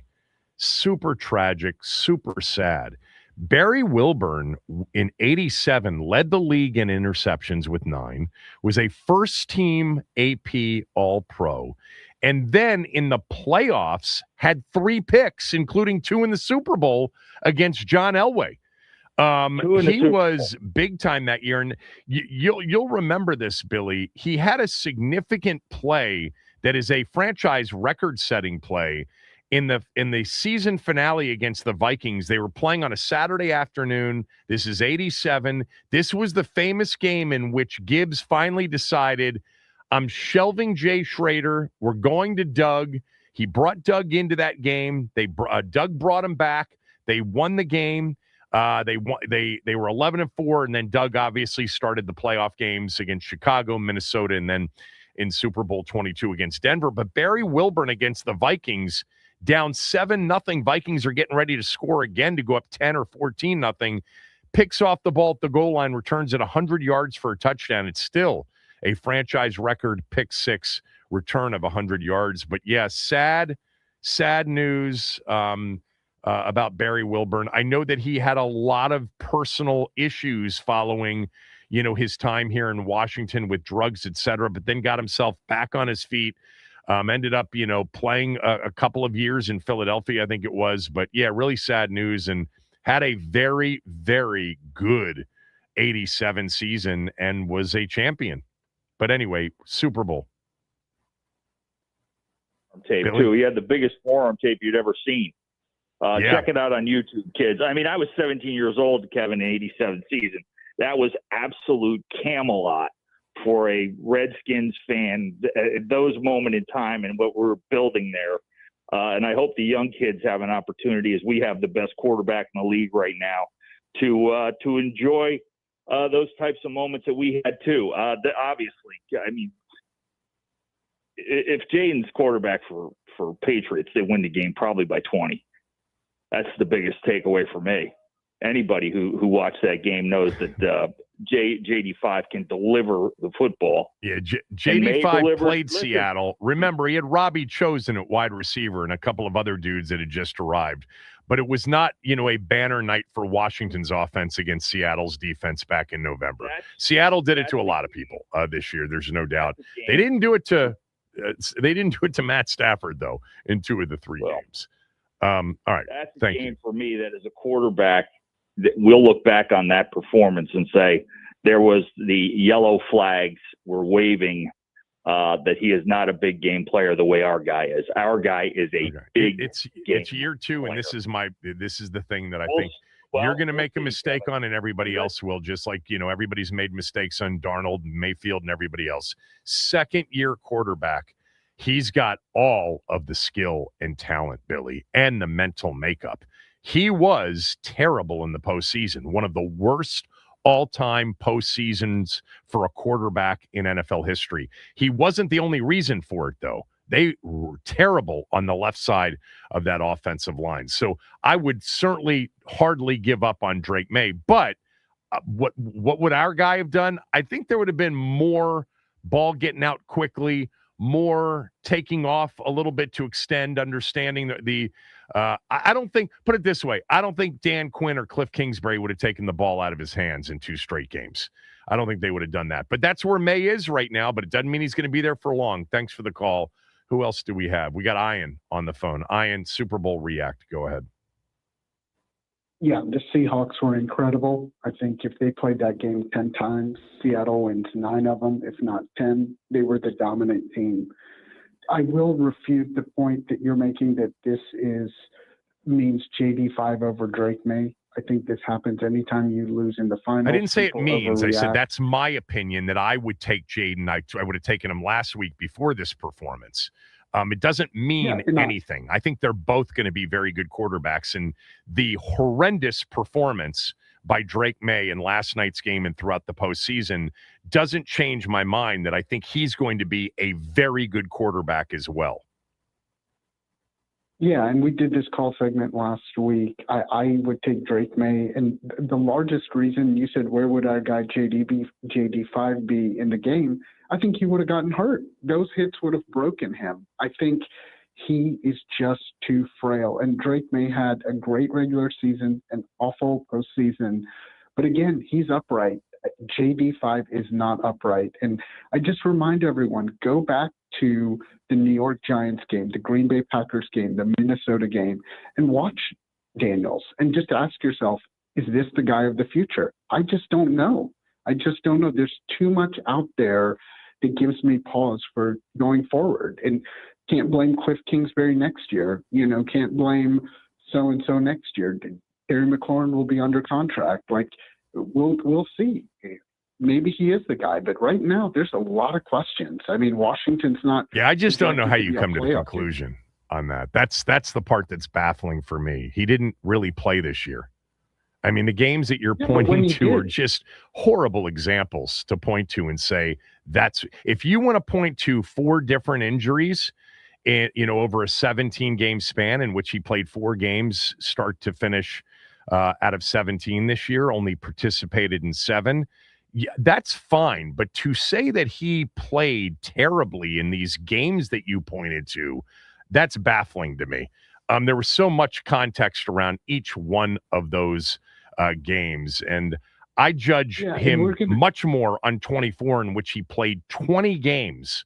For the most part, all of them start to finish, with the exception of the Carolina game. And that was the game, right, where he got hurt and Marcus came in? Yeah. Right? Carolina, or was it Tennessee? Why am I blanking on this? It was Carolina that he got hurt and Mariota came in. I think so. So Yeah. But So if yeah, I could rebut that point, I'm with you. There's context to this season, but there's also context to last season. The quarterbacks they were facing, the context is he had hardly anything around him, and he carried them to 14 wins in 20 games. Right, but Kevin, you always have positive context in his wins, not always. Negative context in his losses. Not always. I know what they faced. I know what they faced defensively. They faced third string and second string quarterbacks, and the schedule broke well for them, and he hit on a Hail Mary, all of that. But here's what's also true in part of that context. They played good defensive teams in 2024, including the best defensive team in the NFL. And in their last two games against the best defensive team in the NFL, playing at their very best, offensively, they shredded Philadelphia. They turned the ball over a couple of times in that championship game, but they were more successful offensively, and he was against that team than anybody else was. But again, it's one season, okay? I know what I saw with my own eyes in 24. I saw elite level talent and quarterbacking, and I believe that the mental and the intangibles around him all lead to really good moving forward. There is this one question that you've hammered home and others have as well. It's not unreasonable to wonder whether or not he can stay healthy consistently enough. But this was an aberration year. You know, you can't just say, I'm super concerned because it's been an issue throughout his career. No, it was an issue 1 year, this year. 52 out of 54 as a college starter and 20 out of 20 last year in the NFL, in his rookie year. So we'll see. I mean, they're both tremendous talents, Drake May and Jaden Daniels. Both are. I think Jaden does some things better than Drake, and I think Drake's body type seems more supportive of a longer-term and healthier run. But, there's so much to this. Obviously, they're going to play the games, and we'll watch them and decide over the next few years. But it's crazy to decide for sure after 2 years. But in our business, you got to pick one or the other, and I'd stick with Jaden personally. All right, that's enough on the call side. I do want to tell you that Window Nation's offering something right now that you should take advantage of, because next winter or later in this winter, even though we've got warmer temperatures coming this week, into the 40s, by the way, how good is it going to feel tomorrow at 44 degrees? It's going to feel like it's 74. But we just went through a rough stretch. And if your heater's been running nonstop, it's because of the cold, but it's also because you've got older windows. When you have older windows, the heat escapes and more cold gets in, and that costs you more money when you get your heating bill. The pros at Window Nation can help you right now get new energy-efficient windows at a tremendous price. They're offering 4 free windows with each 4 purchased right now. So it's a great time to replace those older windows. But there's more. You don't have to pay anything for 2 years if you choose to finance the purchase. No money down, no monthly payments, and they won't charge you interest on what you borrow to pay for those windows for 2 years. So when you start paying, it'll be the year 2028, and you'll be paying half price, but there's more than that. They're offering another 10% off for Valentine's Day, which is coming up this weekend. By the way, Valentine's Day next year, Super Bowl Sunday. Bet you didn't know that. Replace those older or builder-grade windows with custom-built high-quality windows from Window Nation. They offer them with a lifetime warranty. They come out to your home and in an hour or less give you an estimate. They come out to your home to install the windows. They do it, they promise, in a day or less. 866-90-NATION, windownation.com.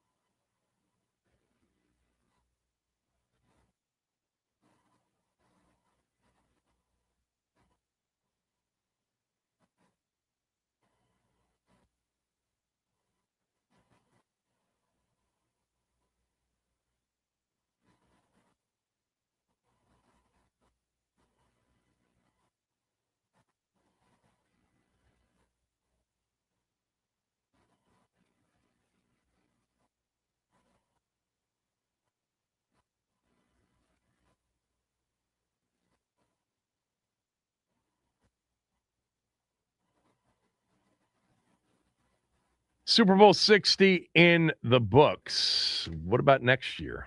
The odds are out for next year. Last year, remember, following the 2024 season, our team was up there. You know, they were top 6 Super Bowl odds. They were top 4 NFC odds. They were top 2 in the division odds. Well, Washington's odds to win the Super Bowl next year, 60-1. There are only 11 teams with worse odds than 60-1. They're actually with Pittsburgh and Minnesota, all 3 of those teams at 60-1. They're 30-1 to win the NFC Championship next year. And then the division odds. So right now, this is at DraftKings. Phillies minus 115. So they are a big-time favorite to win the division. Dallas is plus 280. Washington is plus 500. And the Giants are plus 700. So Dallas, Philadelphia, minus 115, call it even money. Dallas basically at 3-1. Washington at 5-1. The Giants at 7-1 to win the NFC East. What does that mean? Not much, because New England's odds to win the AFC East were dead last heading into this season. Interestingly, Buffalo's favored to win the AFC East at minus 110, while the Patriots are plus 110. So really, really close on AFC East odds. And then the Rams are favored to win the NFC West, barely over the Seahawks. Plus 155 are the odds on the Rams to win the NFC West next year. Seattle's at plus 160. I do think that, as this NFL season played out, it was a wild one in terms of, what we thought preseason and what we ended up getting. I mean, no Kansas City in the postseason, no Detroit in the postseason, no Baltimore in the postseason. I mean, those were massive, those are the 3 big teams in the AFC and had been that way. And then to get New England's turnaround record-wise, to get Jacksonville's big turnaround, to get Denver to end up winning 14 games and be the 1 seed in the AFC playoffs. And then obviously Chicago winning that division, that tough NFC North, where all 4 teams ended up with a winning record. And then Seattle's incredible season start to finish, outlasting the Rams and the banged-up 49ers in a division that had 14-3, 12-5, 12-5 in their first 3 teams. I do think that at the end of the year, the 2 best teams in the NFL, and I think there was separation from these 2 teams, Seattle and the Rams. And the Rams, ironically, were not at their best at the end of the year. But I think if you took the whole, they played in 19 games or 20 games this year. They played 3 playoff games. Seattle played obviously 20. Well, they played 22 because they had the first round bye as the 1 seed. But I think if you took the whole season, Rams and Seattle were the 2 best teams. There wasn't a lot separating those 2, as we saw in the 3 games that they played against one another. The 21-19 win by the Rams over the Seahawks in their first game at SoFi, the 38-37 all-time regular season game on a Thursday night in December that Seattle won, and then an outstanding NFC title game that Seattle won 31-27. It was one of those years where it's not like there were a lot of other teams. I don't think Denver would have beaten Seattle. I don't think Houston would have beaten Seattle in the Super Bowl. I think of the AFC teams, Houston may have had the best shot, or Buffalo, perhaps, had they gotten there. I think Denver and New England, the 2 teams that played in the AFC title game, were actually the 2 teams that had the least chance, not of every AFC playoff team. Jacksonville actually is a team that played super, super good football down the stretch. That game, to me, in this postseason was the game of, let me just say, the best performance was Josh Allen's performance in Jacksonville during the wild card round in a terrific 27-24 game. Remember that wild card weekend, we just had drama throughout. Rams, Panthers, Bears, Packers, incredible game. The Jags, Bills, amazing. Eagles, Niners. Before we got kind of the dud, the Patriots, Chargers. Then the next weekend, we had Broncos, Bills. Unbelievable football game. We had the Rams and the Bears. Unbelievable football game. And then we had the two championship games, the wild game in Denver with the snow in the second half, and then the Seahawks and the Rams. But I think in looking back on this season, Seattle and the Rams. And it's interesting because we've lived in an era where it's like you got to hire the next offensive guy. That's how you got to go. And now we've had a defensive head coach calling plays and Mike McDonald win a Super Bowl. I think it's year to year on those things. I honestly do. If you forced me right now as a fan of our team, if it had a coaching opening, I'd still probably prefer an offensive guy, especially with the quarterback that we have. But Mike McDonald did an outstanding job. And remember, he was a candidate for the job here. Schefter said that McDonald was interested in Washington in part because his wife, I didn't know this. Did you know this, Max? His wife was a former Skins cheerleader and was from the area. But Washington didn't necessarily offer. He went to Seattle and fell in love with John Schneider, their general manager. And that's ultimately why he picked there, even if he didn't necessarily have the choice, but he certainly could have been in the running. I think he and Ben Johnson and Quinn were certainly in the running, but I think they've always wanted that resumed culture, going to be able to hire a really good staff since we have a first-time general manager coach in Quinn. Really an entertaining NFL season start to finish because it was so different and so many new teams.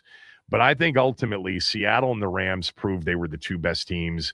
And in many ways, the Super Bowl winner came down to a special teams muffed punt in the NFC Championship game. Ben Standig will join us next, and we will play for you what Jaden Daniels said about what he'd like to see Adam Peters pull off in the upcoming offseason. That's next.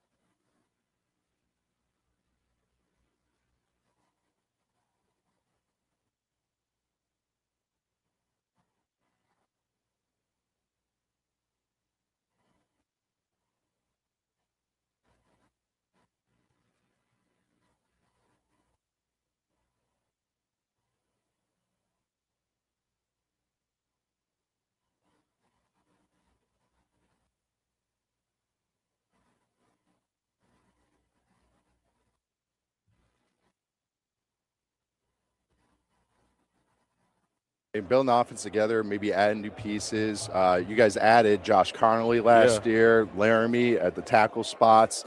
Pretty exciting stuff. You had Bill at running back, just one name. You Bill. get Jane Daniels, but he just gets Bill apparently. Is there something is there one little thing that you might want to add on, like a player type, maybe a little message to your bosses, like kind of like, this is what I like to throw to. We talked last year at Arizona State and at LSU. You had a bunch of cool receivers, but is there one type that you maybe want to add on? Yeah, there's a couple of individuals that are out there. Maybe somebody from Arizona State in my past. Okay. Lives on the West Coast. Yeah, there's people like that out there. I don't want to get too much, but when that time comes and hopefully we can sign those type of players. Okay. Jaden Daniels on with Nate Tice, I think with Yahoo Sports, out on Radio Row late in Super Bowl week. Pushing for, of course, Brandon Ayuk, his Arizona State teammate and close friend. Ayuk essentially went AWOL on the 49ers, gave back or didn't receive a whole hell of a lot of money from that contract that he signed before the 2024 season after a long holdout. Ben Standig is with us, our Skins Insider, our Commanders Insider, Mondays and Fridays. We'll get to the Super Bowl because I do want your reaction to the Super Bowl here in a moment. But what did you think of that? Yeah, I saw the interview, and I had when Kyle Shanahan and John Lynch spoke a few weeks ago at their closing press conference, and they talked about Brandon Ayuk, and they were both, Kyle Shanahan was basically kind of like dumbfounded, like how things evolved to this point, and that he wouldn't be back. And I tweeted, like, I can't imagine that anybody looks at this and thinks this is Brandon Ayuk's a good idea. And then I quote tweeted that with the Jaden Daniels video, going, okay, fine, there's one person who still sees the value, at least. Look, I mean, if Brandon Ayuk is healthy, if you view him as being ready to go from a mental perspective, he's got all the best behavior, whatever it is, obviously he's what they need. Like, this isn't like that complicated from that perspective, far more than, say, what Debo offers. I think they need another he's a real receiver, not just just not a playmaker / gadget / however you want to describe Debo. Yeah, exactly. I mean, I can't imagine that Brandon Ayuk's salary demands are going to be exorbitant, just because, his value has got to be way down between the injury and then getting dismissed by the 49ers. But all that said, if the group is talking about culture, as they have for 2 years, I think there would be a lot of questions here. And, on the one hand, you could say, hey, if this is one of Jane Daniels' best friends, right? Well, that can't be a bad thing. Well, I don't know. Maybe. There's a lot of questions here for me in that regard. And, of course, there is the other component, is that Adam Peters had a hand in drafting Brandon Ayuk, and we've seen so far, obviously, with Debo and a couple others where he's leaned into that. So it's something we're all going to have to pay attention to and consider. But, hey, if Jaden wants to toss it out there, good for him. So, I love Jaden so much, but I'm going to be just at least slightly critical. Look, these Radio Row things and, guys talking about what you want. I would rather Jaden say, well, that's what Adam Peters' job is. He's our general manager. He's gonna do a great job, and I totally trust in whatever he does. He knows what we need, and that tact more so than, we're out at recess and we're picking up teams, and I'm going to pick my best friend and the guy that, by the way, is also very good. I thought Ayuk's season in 2023 was outstanding. I thought he had risen to truly, pressing on top 10-ish kind of a receiver. I mean, his route running, his separation. I mean, he averaged over 18 yards a catch, I think, that season with Brock Purdy and company, a quarterback, great scheme, the whole thing, et cetera. But I guess my initial reaction after watching that, and I told Max to pull it because I watched it, was this is minimal upset, people. Okay, just relax, minimal. But it's just my preference would be, and I think more times than not, he nails it in these situations. We got a great general manager. I'll let him, worry about those things rather than pushing for a guy who literally had Kyle Shanahan and John Lynch fuming and puzzled to explain any of the behavior. Two pretty highly qualified, respected, voices in the game. So I don't know. That was my initial reaction to watching that. Is not cringe, not like, what are you doing? But more or less, man, I just wish you wouldn't push for that. If they end up getting this guy, let us say that it was your involvement in getting him without knowing for sure, rather than this telegraphing that if he ends up on the team, it's because you really wanted it. Because that'll be the narrative. If somehow they went for Ayuk, it'll be like Jaden's playing GM. He got what he wanted. Also, the opposite. If they don't get him, are they pissing off the quarterback? And I think that is the part, was more of the unforced error for sure. I'm with you. Like, it's not a 5-alarm fire, but I'm like, like, because what's going to happen. Like you said, in the next whenever free agency starts, or whatever his situation is, if they make that move, yes, it will be one of the two. Like you said, if they get him, Jaden's putting pressure on the front office, or the opposite. He spoke up and they didn't care. What does that say? He's still got to sign an extension, blah, blah, blah. So, yeah, it's a bit of an unfortunate situation. But, yeah, a lot of questions here. But I honestly, I have more questions about Adam Peters in this than I do in Jaden, in the sense that because he is the one who makes the decision, and he is the one who had a role in drafting him in the first place, and he is the one who just brought in Deebo Samuel. Is Adam Peters going to do this? And again, from a value perspective, maybe Ayuk's going to be cheap enough that it's worth. There is that part of it. There is that part of it that literally he could be gotten for a song here, and there may be little downside, similar to the Anthony Davis deal, which we haven't talked about, but that's another subject altogether. Yeah. No, for sure. And if I'm Ayuk, I would think like you're probably looking to get like a good 1-year deal to rehab your value, and then the following year go back out into free agency. So a 1-year deal for really almost any money kind of almost doesn't matter. It's more of the years often than the money. So yeah, we'll see. To me, I'm almost more interested in that aspect. Does Adam Peters just have to go that route again, or does he look elsewhere? Yeah. Because, by the way, Ayuk would need to be traded. He's still under contract with the 49ers. Just so everybody understands, unless they just cut him, which I guess is a possibility, right?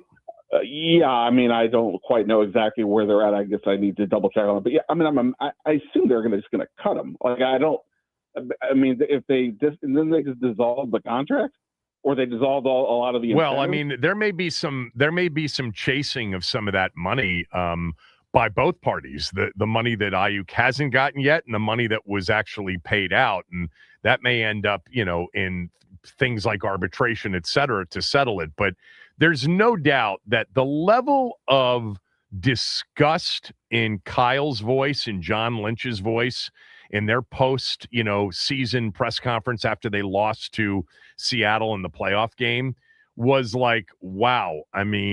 It's inexplicable. The dude essentially went AWOL on us, and stopped showing up to the facility, and they don't know why.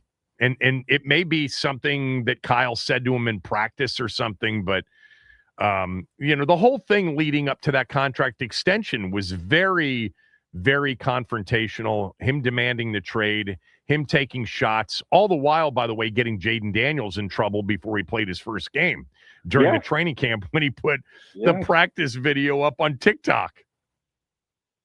Yeah, I like I said, for me, I'm largely going to be out on this every time we're going to talk about it for the next. It's his judgment. Yeah, 100%. Look, we'll assume that the medical staff, if they say he's good to go, okay, fine. But it's the other way. And again, every team in series talks some level of the culture and the this and the that. But these guys seem to do it a lot. Like if you told me like Andy Reid gets brains on you could be like, well, they don't seem to put the same premium on that on the culture aspect as other teams do, or the background. But that's what they were preaching here. Certainly the first year. Last year felt a little bit different, but okay.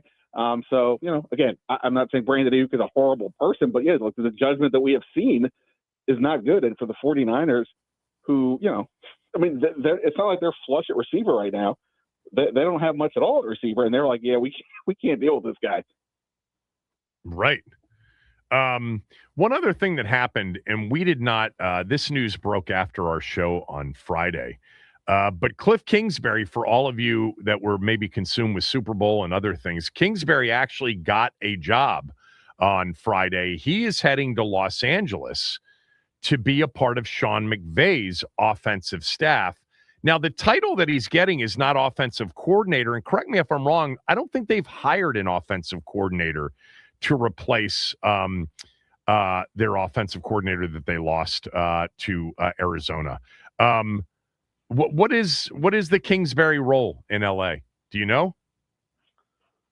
No, I don't know. I tried asking around, and it didn't seem that there was a sense of that exactly. They have this kid, one of their younger assistants. I'm blanking his last name, but Nate. He interviewed with a bunch of Sheehan that was interviewed for some of the head coaching jobs this year. Right. Yeah, and it would seem that logically, like he's like, okay, he takes the evolutionary step. He becomes the quote unquote offensive coordinator.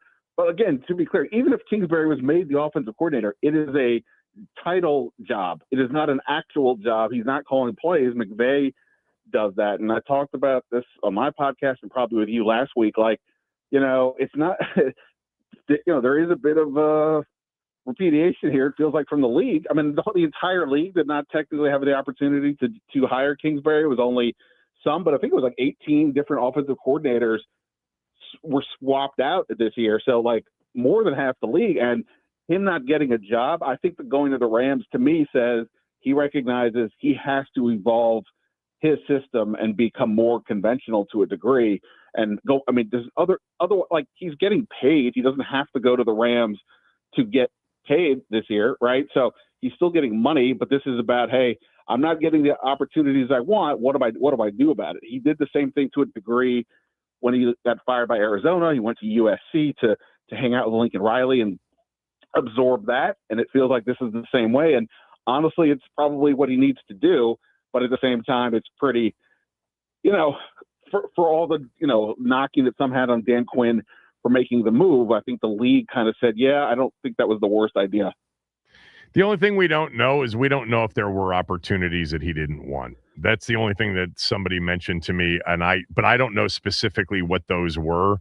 But there may have been opportunities that, with the salary that he's getting right now still from the Cardinals, that he may not have wanted as much and gone for as much. But you're right. Ultimately, with all of the incredible turnover, head coach and coordinator, for him to end up being essentially an offensive assistant. Now, he and McVay are friends. I mean, he's friends with a lot of guys in the league, for sure. But I do agree. Look, I mean, the under center piece, the marrying run to pass, the play action stuff, which he hasn't been certainly in the NFL with Kyler Murray and with Jaden Daniels, is probably the part that Quinn disliked the most. All right. What did you think of the Super Bowl? Thoughts on Seattle's win over New England? Yeah, well, I think when Washington played Seattle and got stomped, I think at that moment, yes, we were all focused on how bad Washington was, and it was the third game in a row they'd gotten lost by at least 20 points. But I remember watching that game thinking, oh, man, this team is unbelievable, Seattle. They might be the best team in the league, or at least from that point is when I was like truly buying in to it. I mean, that said, I thought, like, I don't know what your smell test was this week, or what your pick for the game. I had the Patriots plus the points. Gotcha. Well, I didn't. That was the public was on Seattle. Sure. Well, and I didn't do anything formal with it, but to me, this just felt like I never bought into New England keeping this close for one second. I'm sure you've either discussed it already or will at some point, but the whole Caleb Williams, Jaden Daniels, Drake May conversation. Obviously, Drake May nearly won the MVP. They had a great regular season. He stunk in the playoffs, and I know part of it was the weather in some of those other games, and some of it was you're playing against Houston and Denver and Seattle, maybe the three best defenses in the league. To me, it's never – this is how I always judge anybody when it comes to hey, how come so-and-so didn't win a title or whatever. the wins and the losses, only one team's going to lose, and it's never just on the one player. It's that when you played in the game, did you perform at the level we are used to or elevate? If you go the other way, which I think Peyton Manning often did, that's where I knock you. And Drake May looked – I mean, it's so ironic that the guy who admitted to seeing ghosts playing against a quarterback who looked like he was seeing ghosts. I mean, he looked very rattled with that pass rush. And I get it. I mean, Seattle was very good. And his offensive line, particularly at left tackle, wasn't holding up for him. But at the same time, he looked like a guy that was, I won't say scared or whatever, but he looked like he was very flustered. And that, to me, is a bad sign. You know, say whatever you want about comparing him to Jaden Daniels. You know, and last year, Tampa Bay and Detroit weren't exactly the top defenses, but Jaden Daniels went on the road in both games and delivered big time. And that is, you know, and look, Caleb Williams, to his credit this year in the playoffs, you know, more or less did the same, a little bumpy, but obviously he had some great plays. So, yeah, Drake May, that was a pretty lousy performance. And anybody who wants to tell me that he is now the top of that 2024 class needs to sit down. Don't tell me that right now. I'm really surprised that you did a Drake May, Jaden Daniels talk and conversation. Yeah. It was so obviously the biggest conversation among our fans yesterday, before the game, after the game, over the last, really 2 or 3 months. And I couldn't agree with you more. The one thing I will say is the eye test tells me, in watching May a lot this year, he's a good quarterback and he's gonna be okay. He's gonna get better. It's his second season, but he was horrendous in the postseason. I mean, truly god awful. So bad that his own coach and offensive coordinator for 2 consecutive games, the AFC title game and the Super Bowl, said, yeah, we're taking the ball out of your hands because we don't have a chance to win if we put the ball in your hands. Now, it wasn't just him. It was a left side of an offensive line that was an absolute train wreck for them. It was certainly the opponents were unbelievable defensively right in a row. But this is where, during the course of the season, a lot of people put the brakes on and said, look at who they're playing. I mean, they're playing objectively horrible teams. And they didn't when they got to the postseason, and he was horrible. And there's discussion about he took a shot injection and the whole thing. It doesn't matter. They didn't let him play against Denver or against Seattle. Their game plan was, we think our best chance is to have our defense on the field and have the other guy make the mistake. And the other guy didn't make the mistake yesterday. Some people didn't know this. Sam Darnold led the league in turnovers this year in the regular season, didn't have one in the postseason. All credit to him. I didn't think he was particularly great.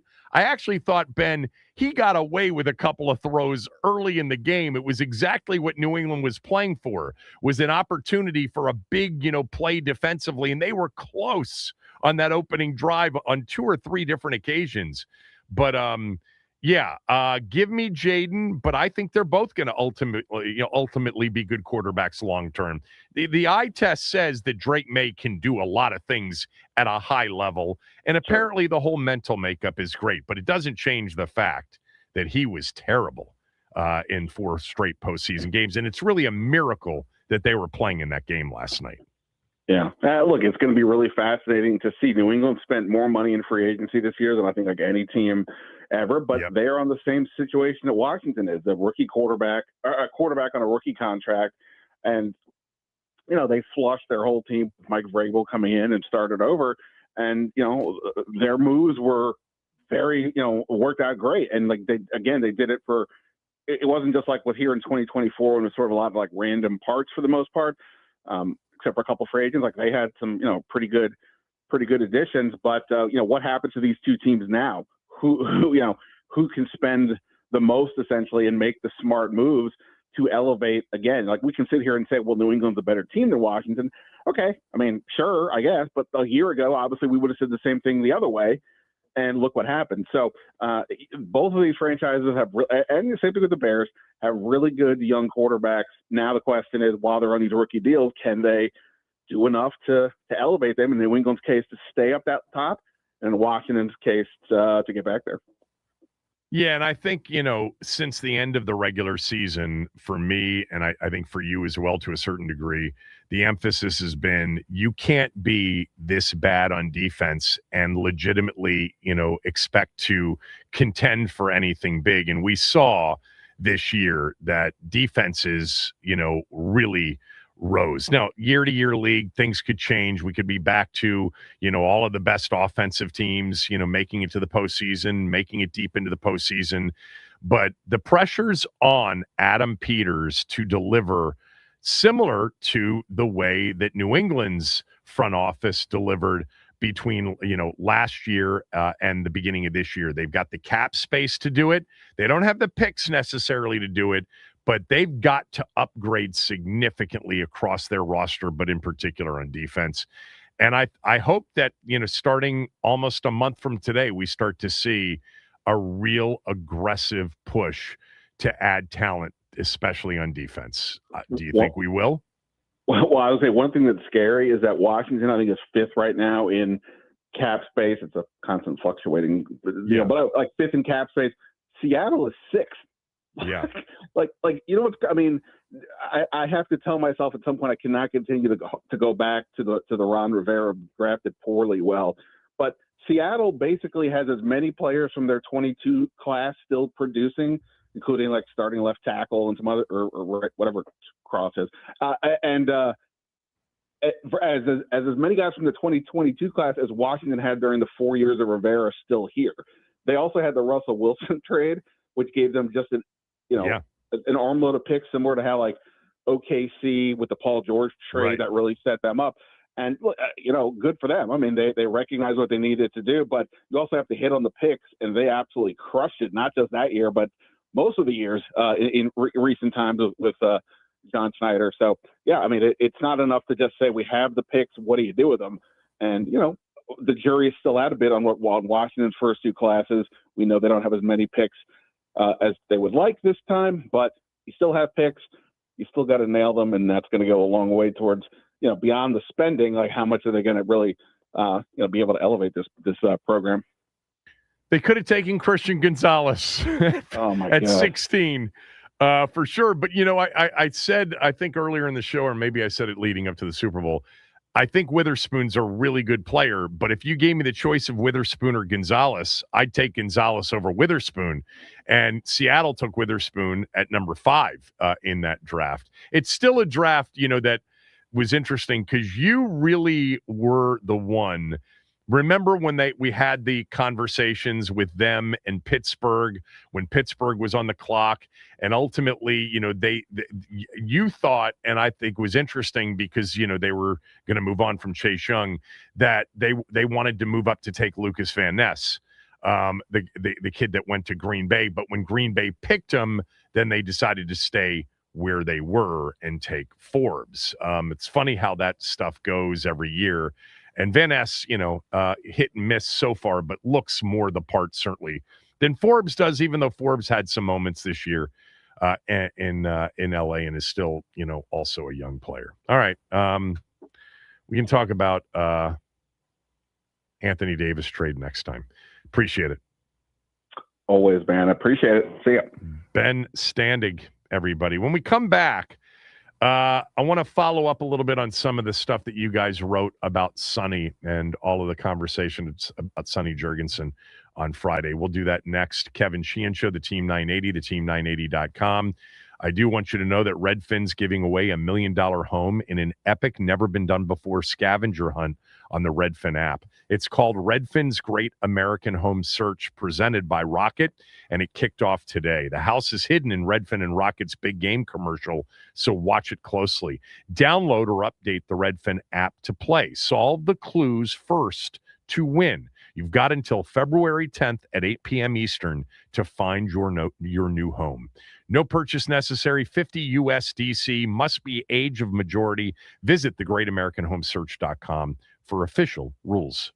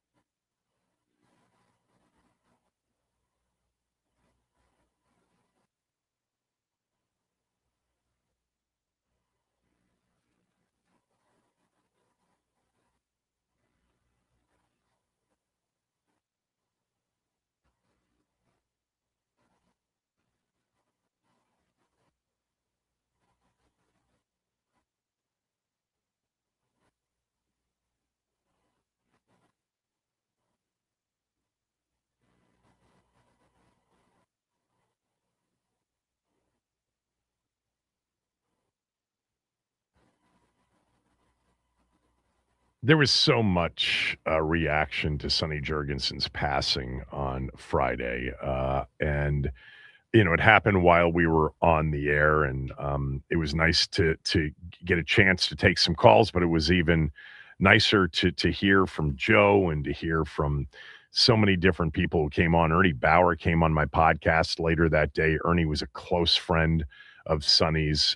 So many of you followed up. I mean, I spent some time on Saturday just going through a lot of the emails and a lot of the tweets that you sent, because this, for a certain age of Skins fan, this hit hard. I got this from Daniel.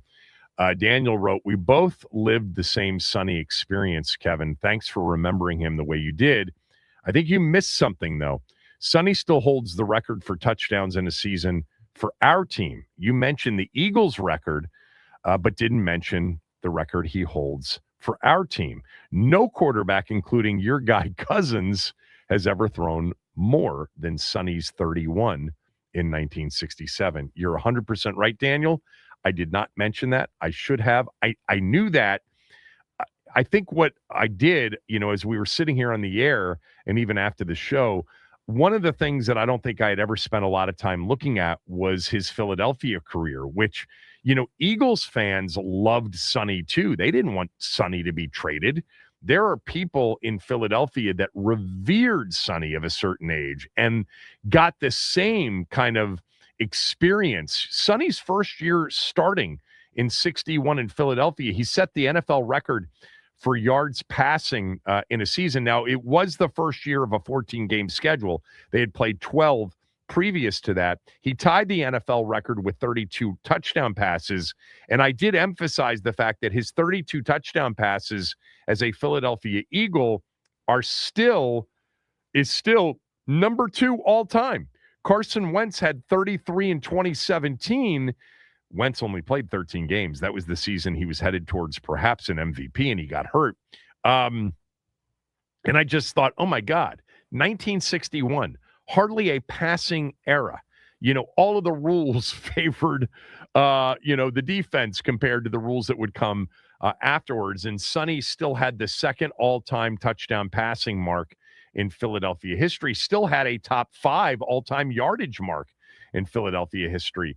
But I did not mention, and I appreciate this, and Daniel, you weren't the only one that reached out to mention this to me, Sonny's 31 touchdown passes in 67, a year where he bested his number 1 season in passing yardage. So at the end of 67, Sonny held the record for the most passing yards in an NFL season and also had number 2 on that list from 1961. But yes, his 31 touchdown passes that year are still a franchise record. You think about the rules and the way they favored the offense, and no one's ever thrown more than 29 except for Sonny. Kirk has 29. Theismann's 83 season produced 29. And then Sonny also had a 28 touchdown season, as did Rip in 91. So those are the top 5. Sonny at 31, Kirk and Joe T at 29, and then Sonny and Mark Rippon at 28. Thank you for that, Daniel. I appreciate this. This from Fran81. Kevin, for some, it's a mistake to emphasize Sonny's off-the-field personality and likability as a reason for why he was the most popular Redskin of all time. The personality of his play on the field was the real reason. A true gunslinger and the greatest passer I ever saw. Even Unitas was in awe of Sonny's right arm. He was the real deal, and all of the players of his day knew it. Lombardi said he would have never lost a game had Sonny been with him in Green Bay, and he had Bart Starr as his quarterback. Starr heard Lombardi's comment and said, "I agree." R.I.P. Rip, Sonny. Thank you for that, Fran. Yeah, look, I know that. I know, even though I don't remember Sonny in the 60s, I remember Sonny at the very end of his career. I know how the players of his day felt about him.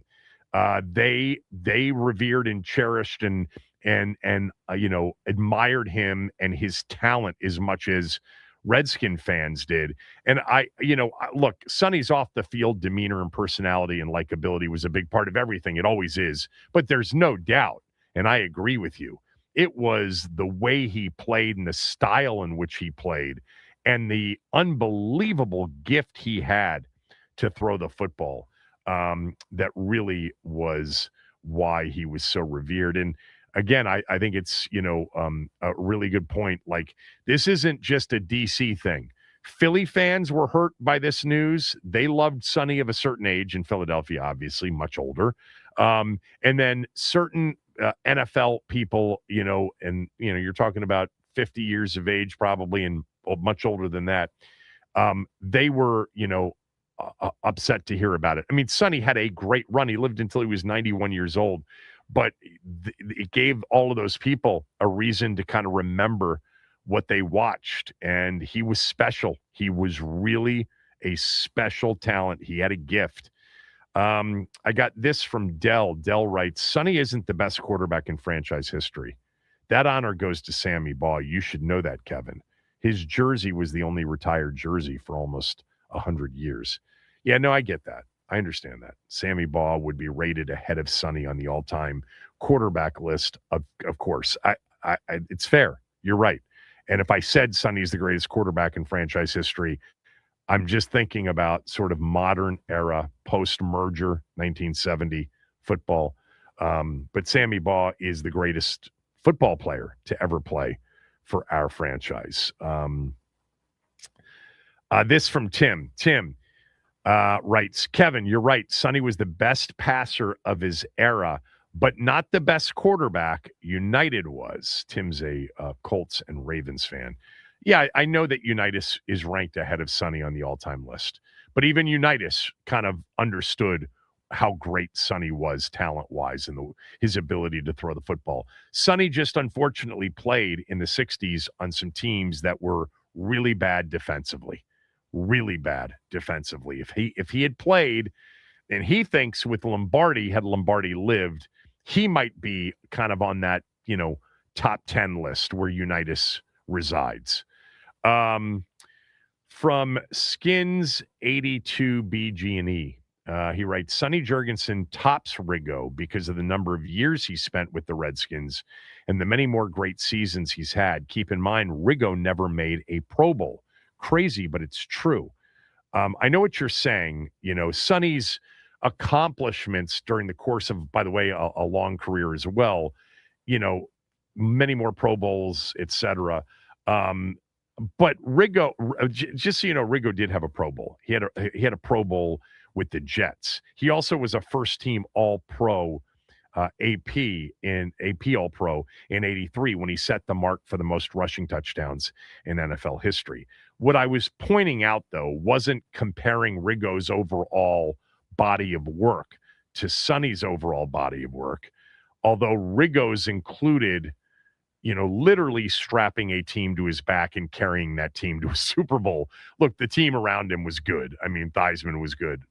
Monk didn't play in that postseason, remember. The defense came up with big plays, and Dexter was sensational, and World Grant was sensational, and they had good players on that 82 team that won it. But Riggo's performance in that postseason is an all-time performance in terms of the 612 rushing yards in 4 postseason games. But my point wasn't about comparing their on the field side by side. It was about the overall nature of how they were viewed by Redskin fans. Over the course of this franchise's history, it's my belief that the two most beloved players are Sonny and Riggo. And, I think after that it would be Darryl and Art, or probably right there, and Bobby Mitchell for certainly significant reasons. In addition to being a great player, he integrated the team and was a significant figure in the team's history. And look, there are a lot of younger fans, and when I say younger at this point, I'm not talking about teens or 20s, but people in their 30s and 40s who might say Sean Taylor, it is in that category. But I think if you go through the franchise's history, Sonny and Riggo top the list of players. Gibbs would obviously be on that list if we were counting coaches. a lot of very nice feedback and very heartfelt, thoughts about Sonny's passing. Something that, it was going to happen at some point at 91 years old, and he lived an incredible life. But, I knew when Max, sent me, a note and said, you may want to see this, and we were on the air, I knew how hard this would hit so many of you. And at the same time, I think it gave everybody a reason to talk about Sonny and celebrate his incredible, time here in Washington, not only as a player, but as, an incredible run as a broadcaster. I mean, incredible run with so many great moments, with Glenn Brenner at Channel 9 during all those years. And then afterwards with George Michael as a part of the Redskins report. That was must watch on Saturday nights. Sonny and Rigo, Wilbon, George Michael, such a great half-hour weekly show for a football team, as was Redskins Sidelines in the 70s and 80s with Glenn Brenner and Sonny and their relationship. Sonny was a guy's guy, man, through and through, and had a great self-deprecating sense of humor. Appreciate all of everybody's thoughts on him. Again, rest in peace. Redfin's giving away $1 million home in an epic, never-been-done-before scavenger hunt on the Redfin app. It's called Redfin's Great American Home Search, presented by Rocket, and it kicked off today. The house is hidden in Redfin and Rocket's big game commercial, so watch it closely. Download and or update the Redfin app to play. Solve the clues first to win. You've got until February 10th at 8 p.m. and that's 8 p.m. Eastern, to find your new home. No purchase necessary, $50 USDC. Must be age of majority. Visit thegreatamericanhomesearch.com for official rules. Halftime, commercials, and much more as we continue here on the day after Seattle's Super Bowl 60 win.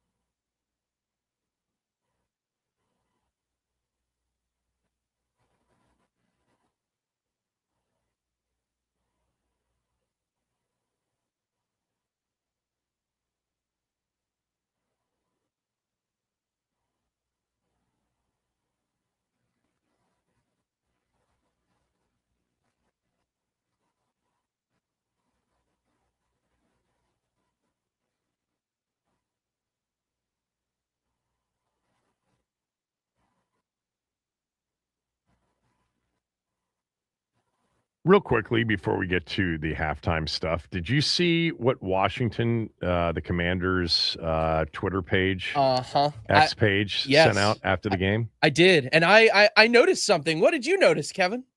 Well, I noticed the championship uniforms. I noticed the logo with the two spears. What else was I supposed to notice? The lines on the helmet, but that's about it. Yeah, I'm pretty sure I noticed the exact same thing that you did, and my interest is piqued. Yeah, honestly, I don't know what the spears mean. You guys have asked me this before. I do know what the uniforms have meant. Going back to last, the fall of 2024, I thought that this was eventually going to be the uniform. They wanted it to at least look and feel like the team that we grew up with. I know for many of you that the uniform isn't enough, that especially if the logo, the longtime 1972 through 2019 logo isn't a part of the helmet.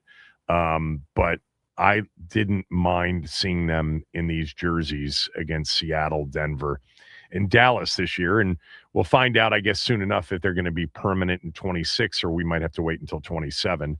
The W's on the helmet, and in terms of the logo, the two spears, I know people are gaga over that in terms of what it might mean for the helmet. I have a feeling the helmet's going to be a W helmet moving forward, but I don't know that like I knew about the uniforms. I tell you what, man, it's getting tiresome for me to talk about this subject. Not that I don't want the ultimate solution. I just don't know that the ultimate solution of bringing the old name back will ever happen. And it certainly seems like Commanders is here for the foreseeable future. I mean, even in the Sonny statement from Josh Harris, there was no mention of Redskins, which Sonny was. Sonny played for the Redskins, just so everybody knows, and he'd want you to know that too. All right, I'll just start real quickly. Commercial-wise, I guess the Duncan commercial with, Ben Affleck and George, Jason Alexander, and Ted Danson, and Jennifer Aniston. Who else was in the commercial? Tom Brady at the end. I liked that commercial. I really, for whatever reason, I was paying attention, but I wasn't taking copious notes. I didn't think the commercials were that great this year. To me, that's less of a topic today than the halftime. But real quickly, what did you think of the commercials, Max? Commercials were fine. There were a lot of it was, either gambling ads or AI or surveillance or something like that. Or promotions of something. I'm just not, wasn't a fan of the content of the ads. It wasn't really like as fun as I feel like it's been in years past. All right, Bad Bunny at halftime. Very seems fun. to be a bit of a controversial going in and a controversial going out topic. Look, for me, people that know me well know, especially when it comes to music and shows and movies, I'm pretty available to try new things and assess rather than, not give things a chance. So my level of familiarity going in was minimal on Bad Bunny, other than knowing that he just won Grammy for the album of the year and that he's been absolutely killing it on, the charts, pop charts and other charts here recently. And, somebody that popular worldwide, nationwide makes sense in terms of a halftime show. With that said, other than sort of the the way it was choreographed, it was hard for me to really, say that I liked it because, first of all, it was primarily in Spanish, so I didn't understand it. Secondly, the music itself, it wasn't necessarily for me. Look, sometimes it grows on me after some time. Sometimes performances like this make me go back and open up the catalog and listen a little bit. But this one's probably not going to make me do that. That's all. What did you think? I thought it was fun. I thought it was choreographed really well. I like the, this is going to make me sound like a 6-year-old, but I really like the color coordination of it all. It was a very visually interesting performance. Did you know that the wedding that was happening? That was a real wedding. Was a real wedding. I didn't know. It was cool. Yeah. Let me just say, like recent years, forget about, Prince and U2 and a lot of the all-time greats for people my age. Like I loved Usher a few years ago when he had Alicia Keys and he had her and Ludacris. Like that was an all-timer. I thought Kendrick Lamar was excellent. Mm-hmm. This may be yeah, I'm trying to think. What was the Dr. Dre Snoop year? That was LA. Is that, that was like now 5, 6, 7 years ago, maybe? I feel like I thought that Mary J. Blige was in it. That was great. Yesterday, not for me. That's all. If you liked it, great. All right. Back tomorrow. Chris Russell's next.